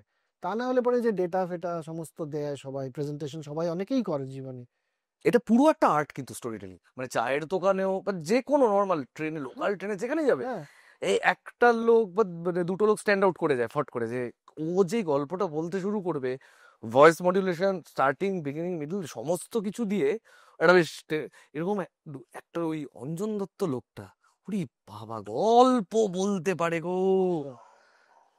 একটা ডাবিং এ গেছি, নর্মাল একটা কথা বলছে, বাড়ি থেকে বেরিয়ে কোথাও একটা যেতে গেছে, মাঝখানে বাজার করে বাড়ি ফিরেছে, এইটুকু, অনেকদিন পর বাজার গেছে লোকটা। আরে বাপরে কি করে দিল, মানে লাস্টে না আমি বসে আছি যে কি বাড়ি ফিরতে পারবে তো, সবজিটা ঠিক দামে পেলো তো, মানে এমন ভাবে কানেক্ট করতে পারে লোকটা। এটাই হলো অনন্যত্ব। তো মানে সত্যি বলতে অনন্যত্ব তো কথা বলাটা, কথা শোনাটা, ওটা একটা মোটামুটি এর মধ্যে হ্যাঁ, পারফরমেন্স ওটা একটা। হ্যাঁ, পারফরমেন্স হ্যাঁ। একটা ব্রিলিয়ান্ট। কতটা তো খুব ভালো। আমি মানে আমার লাস্ট অনন্যার সঙ্গে একটি পার্টিতে রাত্রিবেলা গিয়ে প্রায় 1.5 ঘন্টা মতন আড্ডা হয়েছে। তাতে উনি বাংলা সিনেমার অবস্থা থেকে শুরু করে পৃথিবীর ইতিহাস এবং এই মুহূর্তে অনন্যার শরীরে কোথায় কি অসুবিধা থেকে শুরু করে ভবিষ্যৎ কি হতে পারে এই সম্পূর্ণটা নিয়ে কভার করে কভার করে দিয়েছে কিন্তু। এবং মানে আমরা সবাই বেশ কয়েকজন ছিলাম, তারা একদম মানে মেসমারাইজ হয়ে শুনলাম। এই লোকটাকে দেখতেও ভালো লাগে না এই বয়সে। দারুণ দারুণ। উনি কিন্তু থেমে ওনার কিছু একটা এই লিয়ার নিয়ে ভাবছে, সিনেমা নিয়ে ভাবছে, গল্প নিয়ে ভাবছে, কি অদ্ভুত একটা খুবই প্রাণবন্ত আর জীবন। লোকটা কতভাবে নিজেকে রিডিসকভার করলো হ্যাঁ, এই জীবনটুকুর মধ্যে। অভিনয়টা না দুর্দান্ত, শুধু অভিনয় নয়, ডিরেকশন তো অভিনয় করছিলেন, তারপরে একটা অভিনয় মৃণাল সেন হলো, ঠিক আছে, হঠাৎ করে দেখা গেল গিটার নিয়ে লোকটা বেরিয়ে পড়লো, সেই হিট হয়ে গেল সময়, অঞ্জন দত্ত গান হচ্ছে, তারপরে হুট করে একটা চলো let's go R Bangali Bong connection, কি ভালো বাবা, এই তো সিনেমা, একটা নতুন রকম সিনেমা হচ্ছে, আবার একটা থিয়েটার শুরু করে দিলেন, হ্যাঁ, আবার অভিনয় করছেন অন্যরকম সিনেমায়, আলাদাই পারপাস অফ লাইফ খুঁজছে সবাই। হ্যাঁ, পারপাস অফ লাইফ, দেখ পারপাস অফ লাইফ খুঁজবেই সবাই। এবং আমার মনে হয় সবাই একটা পয়েন্টে গিয়ে আজকে যত মানুষই আছে যারা এই মুহূর্তে আমাদের কথা শুনছেন বা শুনছেন না, তারা প্রত্যেকেই না লাইফ থেকে পারপাস খুঁজুক না খুঁজুক, শান্তিটা তো খুঁজছে, আনন্দটা খুঁজছে। এই ভদ্রমহিলার ভদ্রমহিলার কমেন্টে যদি ফিরি, একদম শুরুতে তিনি বলেছেন যে সংসার থেকে বেরিয়ে আনন্দ খুঁজতে হয়। এই যেদিন না এই আনন্দটা খুঁজতে হবে না, যেদিন এই আনন্দটা ভেতর থেকে ফিল করা যাবে যে আর না খারাপ, মানে শরীর খারাপ হলে ছাড়া, শরীর খারাপ ছাড়া আর না মন খারাপ আর আমার হবে না, আর কেউ করতে পারবে না, যা খুশি হয়ে যাক, আমি খুব ইনডিফারেন্ট একটা জায়গায় থাকবো। সেদিন আমি সবসময় একটা কথা বলি খুব, সেদিন মনোজ বাজপেয়ীকে দেখলাম সেম কথাটা বলতে, সেটা হলো ডিট্যাচমেন্ট অ্যান্ড অ্যাটাচমেন্টের কথা। মানে একজন অ্যাক্টর বা একজন আর্টিস্ট বা একজন মানুষ, আমার মনে হয় যে কোনো মানুষ, আর্টিস্টদের আমি আলাদা করে বিরাট একটা কিছু বলছি না, বাট যে কোনো মানুষ যে যদি প্রতিটা মুহূর্তে মানে আমি জানি না এটা বোঝানো কতটা সোজা, কিন্তু একই মুহূর্তে অ্যাটাচড এবং একই মুহূর্তে ডিট্যাচ থাকতে পারে, তাহলে তার পক্ষে না লাইফটা নেভিগেট করা খুব সোজা হয়। কারণ আমার ধর এই মুহূর্তে আমি কথা বলছি, আমি খুবই অ্যাটাচড হয়ে তোর সঙ্গে কথা বলছি, বাট এই পার্টিকুলার এপিসোডটা যদি কেউ না দেখে, তাহলে আমার কিছু মানে যাওয়া আসা উচিত নয়। কেন? তার কারণ আমি অ্যাট দ্য সেম টাইম আমি ওই পার্টিকুলার জিনিস, এই পার্টিকুলার এপিসোডটা থেকে ডিট্যাচ। কিন্তু আমি যখন কথা বলছি এরকম না যে আমি কথাটা খুব বলে দিচ্ছি, বলা কে দেখবে না দেখবে তা কিন্তু নয়, আমি অতটাই ইনভলভ হয়ে অতটাই অ্যাটাচড হয়ে পুরোটা করবো। অ্যাট দ্য সেম টাইম ওই ডিট্যাচমেন্টটা যদি থাকে, তাহলে ইটস লাইক বিন্দাস ভাই, লাইফের জীবনে ঝামেলা কম থাকে। কর্মণ্যেবাধিকারস্তে মা বলে সুখদা চলে, এইটার তো সবচেয়ে বড় একটা প্রবলেম আছে, সেটা হলো এটা মিস ইন্টারপ্রিটেশন, পুরোটাই মিসট্রান্সলেশন। ইনফ্যাক্ট মিস ট্রান্সলেশন কি আমি কবে আর রিসেন্টলি বোধহয় একটা কোনো সিনেমাতে দেখলাম যে ফল কি চিন্তা মত করো বলেছে, বাট কর্ম করে যাও, ফলের আশা করিও না। হ্যাঁ এইটাই, ওই যে আবার বাংলায় আবার আরেকটা, ঠিক আছে, মানে হিন্দিতে একটা ট্রান্সলেশন কি, কর্ম কিয়ে যাও ফল কি চিন্তা মত করো, বাংলায় হলো কর্ম করে যাও ফলের আশা করো না। দুটোর একটাও সত্যি না। তাই নাকি? দুটোর একটাও ঠিক ট্রান্সলেশন না। কিরকম মোটামুটি ট্রান্সলেশন? ভেঙে ভেঙে বলে দিই, ভেঙে ভেঙে বলে দাও। কর্মণ্যে মানে কাজে, যে কাজটা করছে, বা অধিকার আস্তে আস্তে, তোমার অধিকার আছে কাজের উপরে, কাজটা কি করে করতে, বা ফলেষু, ফল মানে যেটা রেজাল্ট বেরোবে, কদাচ না, কখনো নেই, মানে কাজটার উপরে তোমার অধিকার আছে, ফলটার উপরে তোমার অধিকার নেই। আচ্ছা, এবং তোমার দ্যাটস ইট। মানে ফলের আশা করো না, মানে তাহলে কাজ করছিস কেন? ফলাফল আসবে, সেইটার উপর তোমার অধিকার নেই। সেইটার উপর তোমার অধিকার নেই, ওটা হলো তুমি যে কাজটা করছো সেই কাজটা তোমার অধিকার, মানে তোমার কমপ্লিট অধিকার আছে, তুমি সমস্তটা দিয়ে কাজটা করবে।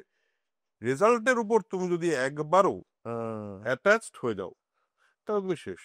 ওটা তোমার অধিকার নেই, হ্যাঁ অনেক কিছুই হতে পারে। ঠিক ঠিক ঠিক ঠিক। হ্যাঁ, অনেক হ্যাঁ। কিছুই হতে পারে, ওটার উপর তোমার অধিকার দিয়ে কি হবে? পরীক্ষা আজকে তুই পরীক্ষা দিয়ে তুই ভাবলি আমি না 91 পাবো, হিসাব করলি বাড়িতে এসে হিসাব করে দেখলি বা পেলি হলো 89 বা ধর 98, দুটোতেই তোর, দুটোর মধ্যে কোন মানে দুটোতেই কি হবে? আর একটাতে তুই যদি 98 পেয়ে যাস তাহলে হাই সারা দারুণ লাগবে, আর যদি তুই 89 পাস তাহলে 2 নম্বর কোথায় কাটলো। আমি আমার আমার আমার গল্প বলছি এটা নিয়ে একটা, তো শুনেছিস তুই গল্পটা এই নম্বর পাওয়া নিয়ে। আমি সম্ভবত 8 থেকে 9-এ ওঠার সময়, হ্যাঁ 8 থেকে 9-এ ওঠার সময় অ্যানুয়াল পরীক্ষা, তো জানি আমাদের স্কুলে প্রচন্ড কম্পিটিটিভ ছিল, মোটামুটি 4 থেকে 5 নম্বরের মধ্যে প্রথম 10টা র্যাঙ্ক হতো, এবং আমার সময় আমি খুব ওটা নিয়ে সিরিয়াস ছিলাম যে আমাকে প্রথম 5-এর মধ্যে থাকতে হবে। ভালো কথা, সেবার আমার ওই ফিজিক্যাল সায়েন্স পরীক্ষাটা, যেটা এখন জানি না ফিজিক্স কেমিস্ট্রি আলাদা গেছে, আমাদের ফিজিক্যাল সায়েন্স ছিল। ফিজিক্যাল সায়েন্স পরীক্ষাটা আমার দারুণ হয়েছে, অন্য পরীক্ষাও ঠিকঠাকই হয়েছে, ফিজিক্যাল সায়েন্স পরীক্ষা ভালো হয়েছে। ভৌত বিজ্ঞান, ভৌত বিজ্ঞান, হ্যাঁ ভৌত বিজ্ঞান। এবার প্রবলেমটা হলো ভৌত বিজ্ঞানের কোয়েশ্চেনটা সেট করেছে আমার বাবা, আমাদের স্কুলে ছিলেন, আমি ঘুমিয়ে পড়ার পরে রাত্রিবেলা চুপি সারে রাতের অন্ধকারে আমার বইটা নিয়ে গিয়ে উনি কোয়েশ্চেন সেট করতেন, দেখতেন যে ছেলে কি জেগে আছে, এসব হয়েছে। তো খাতা উনি চেক করবেন, খাতা উনি চেক করছেন, ভালো কথা। এবার আমার রোল নাম্বার যেহেতু শুরুর দিকে ছিল, আমি পেয়ে গেছি মোটামুটি 92 বা সামথিং একটা নাম্বার পেয়েছি। দেখেছি আমি এটা, আমি দেখিনি, ও আমার দেখা বারণ ছিল, আমি ঘুম থেকে ওঠার আগে ওগুলো চেক হয়ে যাবে আর কি, আবার রাতে ঘুমানোর পরে চেক হবে, চাকরি। তো ফলের আশা তো আছেই, তার ভালো হয়েছে। আমার দাদা এসে খবর দিল মোটামুটি 10-15 দিন যাওয়ার পরে যে প্রথম 25-30টা খাতা দেখা হয়ে গেছে, তুই কিন্তু হাইয়েস্ট। হ্যাঁ বাহ, তাহলে তো এইবার তো এটা হবেই, আমি আনন্দে আছি, হাইয়েস্ট হাইয়েস্ট হাইয়েস্ট হাইয়েস্ট হচ্ছে, ভালো কথা। যেদিন উনি খাতাটা জমা দেবেন আর কি, প্রায় ছুটি শেষ হয়ে যাচ্ছে, এবার পরশু পর থেকে রেজাল্টের ব্যাপার, আমাকে ডাকলেন ভদ্রলোক, ডেকে বললেন যে দেখো খাতা তো চেক করা হয়ে গেছে, জানো তোমার ভৌতবিজ্ঞান আমি চেক করছি। কি বলবো, হ্যাঁ না তো বলা যায় না, তোরও তো বাবা টিচার ছিল, তুই জানিস সিচুয়েশনটা কিরকম। বললেন যে আনফরচুনেটলি তোমার নাম্বারটা হাইয়েস্ট এসছে। আনফরচুনেটলি, হ্যাঁ, তো আমি তোমাকে এটা জানিয়ে দিলাম যে তোমার পরীক্ষা ভালো হয়েছিল, তোমার নাম্বারটাই হাইয়েস্ট এসছে, কিন্তু তোমাকে তো আমি হাইয়েস্ট দিতে পারি না, তোমার 5 নম্বর কেটে দিলাম। ইস আরে বাচ্চা, তো আমি 92 থেকে 5 নম্বর করে 87 কি সামথিং এরকম একটা নাম্বার পেলাম, তাতে আমার আর সেবার 5-এ থাকা হলো না, আমি 8th না 9th হয়ে গেলাম সেবার আর কি। তো এটা কি হলো, এটা লাইফের একটা খুব বড় লেসন হলো, বিরাট বড় লেসন হলো আমার। বাবা শিক্ষকতা করলে সেই স্কুলে ভর্তি হতে হবে। না ও মানে আমার জীবনে যে কটা কারণে আমি বাবাকে শ্রদ্ধা করি তার মধ্যে এটা একটা, কারেক্ট কারেক্ট কারেক্ট। যে আমার ওই নেপোটিজম ব্যাপারটা আমার মধ্যে যে কোনোদিন ওরা আসবে না, সেটা ওই ভদ্রলোক 5 নম্বর কেটে আমাকে বুঝিয়ে দিই। বুঝিয়ে ঠিক দিলেন। ঠিক। হ্যাঁ, কিন্তু তার সাথে সাথে এটাও তো ঠিক যে আমার সেই সময় শর্ট টার্মে আমার যেটা মেইন লক্ষ্য, যে প্রথম 5-এর মধ্যে না থাকলে পরে বন্ধুদের ওই প্রথম 5-এর একটা গ্রুপ, কিন্তু মফস্বলের স্কুলে প্রথম 5-এর একটা গ্রুপ, ওই গ্রুপটার থেকে তো আমি ওই বছর বেরিয়ে গেলাম, এটাও তো হলো। তো কর্মণ্যে বাধিকারস্তে মা আমি একবার এই সেম কেস খেয়েছিলাম। হ্যাঁ, 6-এ বাবা অঙ্ক করাতো স্কুলে, অঙ্ক পরীক্ষা দিয়েছি। এবার তখন অঙ্ক পরীক্ষা দিয়ে যখন ফিরছি তখন 4টে মতো বাজে, খেলতে যেতেই হবে। এবার আমাদের নিয়ম ছিল হচ্ছে বাবার বাড়িতেই খাতা আসবে জানি, এবার খাতা দেখলে তো মানে মেরে ফাটিয়ে দেয়। এবার ওই দেখতাম যে আলমারির ওপরে আমার খাতাটা রাখা, কিন্তু আমি নাম্বারটা দেখতে পাচ্ছি না, এইটা না খুব প্যালপিটেশন হতো। তো খাতা পাতা নিয়ে আমার নিয়ম ছিল হচ্ছে প্রশ্নপত্রে উত্তর লিখে আনতে হতো, যে প্রথম অঙ্ক এটা 3 করে একটা ক্যালকুলেশন ওখানেই হয়ে যেত। তো বাড়িতে এসে এবার আমি বাড়িতে ফেরবার সময় দেখে নিয়েছি, দেখছি কি কিছুতেই ব্যাপারটাকে 90-এর উপরে রাখা যাচ্ছে না। তো আমি কয়েকটা উত্তরে দিক ওদিক, বাবা তো আজকে দেখবে না, দেখিয়ে দেবো 90+ হয়ে যাচ্ছে, বাবাও খুশি, খেলতে বেরিয়ে যাবো। গেছি, বেরোতে যাবো, বাবা ঢুকেছে খাতাপত্র নিয়ে, যে কোথায় যাচ্ছ, ভেতরে এসো। বললো প্রশ্নপত্র দেখি, বলে মেলালো, সুন্দর 97 পাচ্ছি প্রশ্নপত্রে। প্রশ্নপত্রে আমি 97 পাচ্ছি, যা হিসেবে ওখানে আমি গুপি করে দিয়েছি, স্ক্যাম হয়ে গেছে যা করার। করে বাবা বলছে আচ্ছা ঠিক আছে, কোনো দিন খাতা দেখ ছুতেও দেয় না। এসো তোমার খাতা আমি দেখলাম, বসো বলে খাতার বান্ডিলটা খুললো, আমি দেখলাম এই পরীক্ষাটা দিয়ে এসছি, এই পরীক্ষাটার খাতা বের করলো, অঙ্ক চেক করা শুরু করলো। আর এবার তখন আর 4:30 বাজে, আমি জানি আর আমার সামনে বসে আচ্ছা খেলতে যাওয়া তো শেষ, এবার রেডি হই করে নিয়ে একটা নাম্বার বেরোলো, এই 80-83 বলছে, ওরে বাবা কি মার খেয়েছিলাম গো। আর এইটা যে কি প্যাথেটিক। তারপর জীবন বিজ্ঞান পড়াতো, বুঝতে পারছি ওখানে খাতা বাবা দেখেও নিচে, জানি আমি। তাহলে এটা খুব খারাপ ছিল না, হাফ ইয়ারলির খাতাগুলো দিয়ে দিত বা হ্যাঁ নিজের পাপটা দেখতে হচ্ছে, হ্যাঁ, লেখা দেখা যাচ্ছে না। আর ওইখানেই কোশ্চেন কেমন হয়েছে পরীক্ষা, আর এটা না উত্তরটা বুঝতেও পারছি না, কেমন হয়েছে পরীক্ষা, ভালো মোটামুটি, কোনটা ভালো না মোটামুটি, আমি বললাম মোটামুটির দিকে ভালো, দেখবো। না না, এটা এটা খুব কিরকম হয়েছে পরীক্ষা, এটা আমি আমার মেয়েকেও জিজ্ঞেস করি, এবং আমার রিয়েলাইজেশনে আমাকে জিজ্ঞেস করলে আমার কোনো উত্তর তো থাকতো না, অ্যাকচুয়ালি কোনো উত্তর। কেমন হয়েছে পরীক্ষা আমি ডিসাইড করি, কি জানি, আমি ডিসাইড করে নিয়েছিলাম বেরিয়ে, যে জিজ্ঞেস করুক পরীক্ষা কেমন হচ্ছে, আমি মোটামুটি ছাড়া আর কিছু বলবোই না।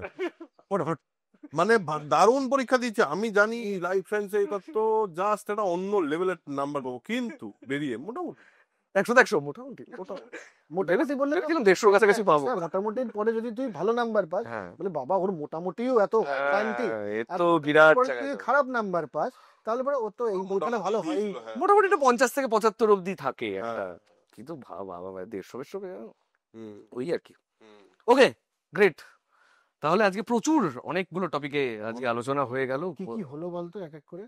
শুরুতে হলো যে নস্টালজিয়া নিয়ে, নস্টালজিয়ার বাংলা সিনেমা, নস্টালজিয়ার আশীর্বাদ অভিশাপ নিয়ে, তারপরে বাংলা সিনেমা, বাংলা সাহিত্য, তারপরে ওখান থেকে গেল এআই, AI, এআই তে অরুণবদার ম্যাজিক হলো, হ্যাঁ, ওখানে একটা হাফ টাইম হলো আমাদের, হ্যাঁ। ওখান থেকে ফিরে আসবার পর হলো সে আসলা নিয়ে 2-4 কথা, সেখান থেকে লাইফের পারপাস নিয়ে কথাবার্তা হলো, এবং গল্প বলা নিয়ে কথা বলবো, গল্প বলা নিয়ে কথা বলো, অঞ্জন দত্তকে নিয়ে কথা হলো।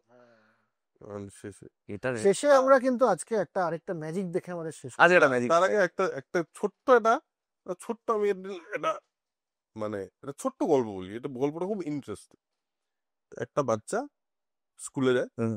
তো স্কুলে যেতে যেতে প্রত্যেক দিনই ও স্কুলে যায়, ও দেখে সবাই আঁকে, সবার কাছে ক্রেয়নের ওই ইয়েগুলো আছে, তো সেটা আঁকে। তো ঘটনা হলো ও একটা ক্রেয়ন কিনবে করছে বাবাকে অনেকদিন ধরে, কিন্তু কিছুতেই কিনে দিচ্ছিল। আর ও তারপরে ফাইনালি ওর বাবা একটুখানি জোয়ার ফোয়ার করে একটা পুরনো ক্রেয়ন নিয়ে এসছে, ও প্রচন্ড খুশি ক্রেয়ন পেয়েছে। কালকে গিয়ে স্কুলে তো ড্রয়িং ক্লাসে তো আমি একদম, পরদিন ড্রয়িং ক্লাসে আঁকতে দেওয়া আছে, নীল আকাশের ছবি আঁকো আর পাহাড়ের ছবি আঁকো। ও দেখছে ওর ক্রেয়নটাতে নীল রংটা নেই, আকাশি যে রংটা সেটা নেই, আর কোনো নীলের মানে নীলগুলো সব ডার্ক নীল আর এসব আছে, কি করবো বুঝতে পারে না। তো ফাইনালি ওই পার্টিকুলার যতটুকু ওর সেট আছে সেই সেটটা নিয়ে একটা মেঘলা আকাশের ছবি আঁকে বাবা কারেক্ট। আর ওইটাই সমস্ত মানুষের মধ্যে ওইটাকেই দেখা যায় যে সবচেয়ে ভালো লাগছে দেখতে। কেন? কারণ সবাই তো নীল আকাশের ছবি, ওই একমাত্র মাল যে নাকি স্ট্যান্ডার্ড ধূসর আকাশের হ্যাঁ। ছবি এঁকেছে।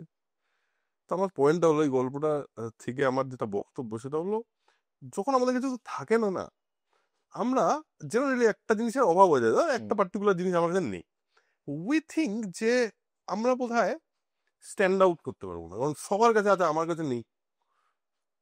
পয়েন্টটা হলো এইটা হলো কি বলতো, এটা হলো একটা মোরাল গল্প, যে গল্পটা থেকে ইউ ক্যান ডিরাইভ মরালস। কবি কি বলতে চেয়েছিলেন? কবি বলতে চেয়েছেন যে এই জীবনে থেকে সব থাকাই সব নয় রে পাগলা, যা আছে তাই থেকেই। ক্রাইসিস না হলে ইনোভেশনও হয় না।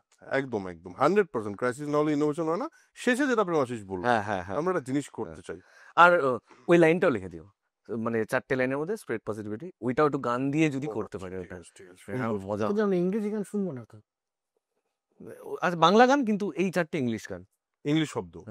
আচ্ছা, একটা গান বানানো হচ্ছে, একটা গান লাইক AI তে। বানানো হচ্ছে। ঠিক আছে, দেখি কি নিয়ে গানটা হবে। আড্ডা নিয়ে? জীবনের আড্ডা নিয়ে হতে পারে, আড্ডা নিয়ে, জীবন কা ফলসফা টাইপ। হ্যাঁ, এবং সেটা একটু রাগাশ্রয়ী হবে কি, নাকি আধুনিক বাংলা গানের মতো হবে? যেটা দেখছি সেখানে একটা আরশোলা রেফারেন্স, আরশোলা যে মোটিভেশন, ও যদি বেঁচে থাকতে পারে তাহলে আমরাও পারবো, এইরকম একটা। মানে লিরিক্সটা ও মানে পারবে না আর কি, এরপরে এআই বলবে না ডেভেলপ হয়নি, তোমরা যা তো ফালতু কি হচ্ছে এতটা এখনই হয়নি বাবা। এই গানটা কিন্তু দিয়ে দেবে, হ্যাঁ তারপরে এটাকে ইয়েতে দিয়ে দেবো, হ্যাঁ এপিসোডের লাস্টে। না না, শুনবো তো আমরা, লাইভ শুনবো, Live রিল তৈরি হওয়া দেখছি আমরা, শুনছি আমরা গানটা। জীবনে কত উদ্ধার, একটা কতগুলো কোডার বসে টেকনোলজি দিয়ে এআই বানালো। আর আমরা প্রথম তো এআই যখন বেরিয়েছে, গালিতে গালিতে দেখি কি উত্তর দেয়। হ্যাঁ হ্যাঁ আমাদের চিপ থ্রিলস লাগে জীবনে। সব থেকে নিকৃষ্ট উদাহরণ কি হতে পারে? এইটা। Lowest common denominator। হ্যাঁ, পরিষ্কার সিরি কথা বলতে পারে, আই লাভ ইউ, তুমি আমাকে ভালোবাসো প্লিজ। চলো। হ্যাঁ, তো আমি যেটা বলেছিলাম সেটা হলো আড্ডা নিয়ে একটা গান চাই, বাংলায় লিখেছিলাম, আড্ডা নিয়ে একটা গান চাই, তার মধ্যে আরশোলার মতো বেঁচে থাকা, আরশোলার যেরকম ভাবে বেঁচে থাকে সেরকম তার থেকে পজিটিভিটি নিয়ে বেঁচে থাকো, এবং জীবনে বলছে যে স্প্রেড নলেজ স্প্রেড পজিটিভিটি, কথাটাও আমি অ্যাড করেছি এবং হ্যাঁ থিমটা অ্যাড করেছি এবং বলেছি যে একটা গান বানাও। এবার ও কি বানিয়েছে আমরা জানি না, এখন শুনবো আমরা একসাথেই, দেখি। অত্যন্ত খারাপ লিরিক লিখেছে বলে আমার ধারণা।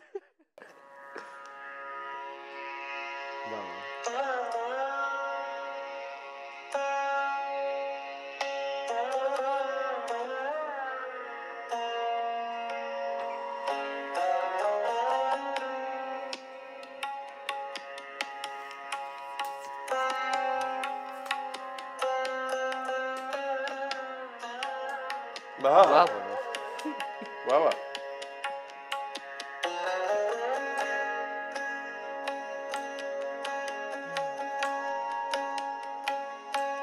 আড্ডার মজা, গল্পের ঝড়, জীবন মানে একটু তফাৎ তো করো, আর শোলার মতো লড়াই করে বাঁচো, তোমার পথ তোমার আলো খুঁজে না, জীবন সুন্দর জীবন রঙিন, আশার আলোয় ভরাও দিন, স্প্রেড নলেজ স্প্রেড পজিটিভিটি, সবাই মিলে আরো নতুন সৃজনশীলতা।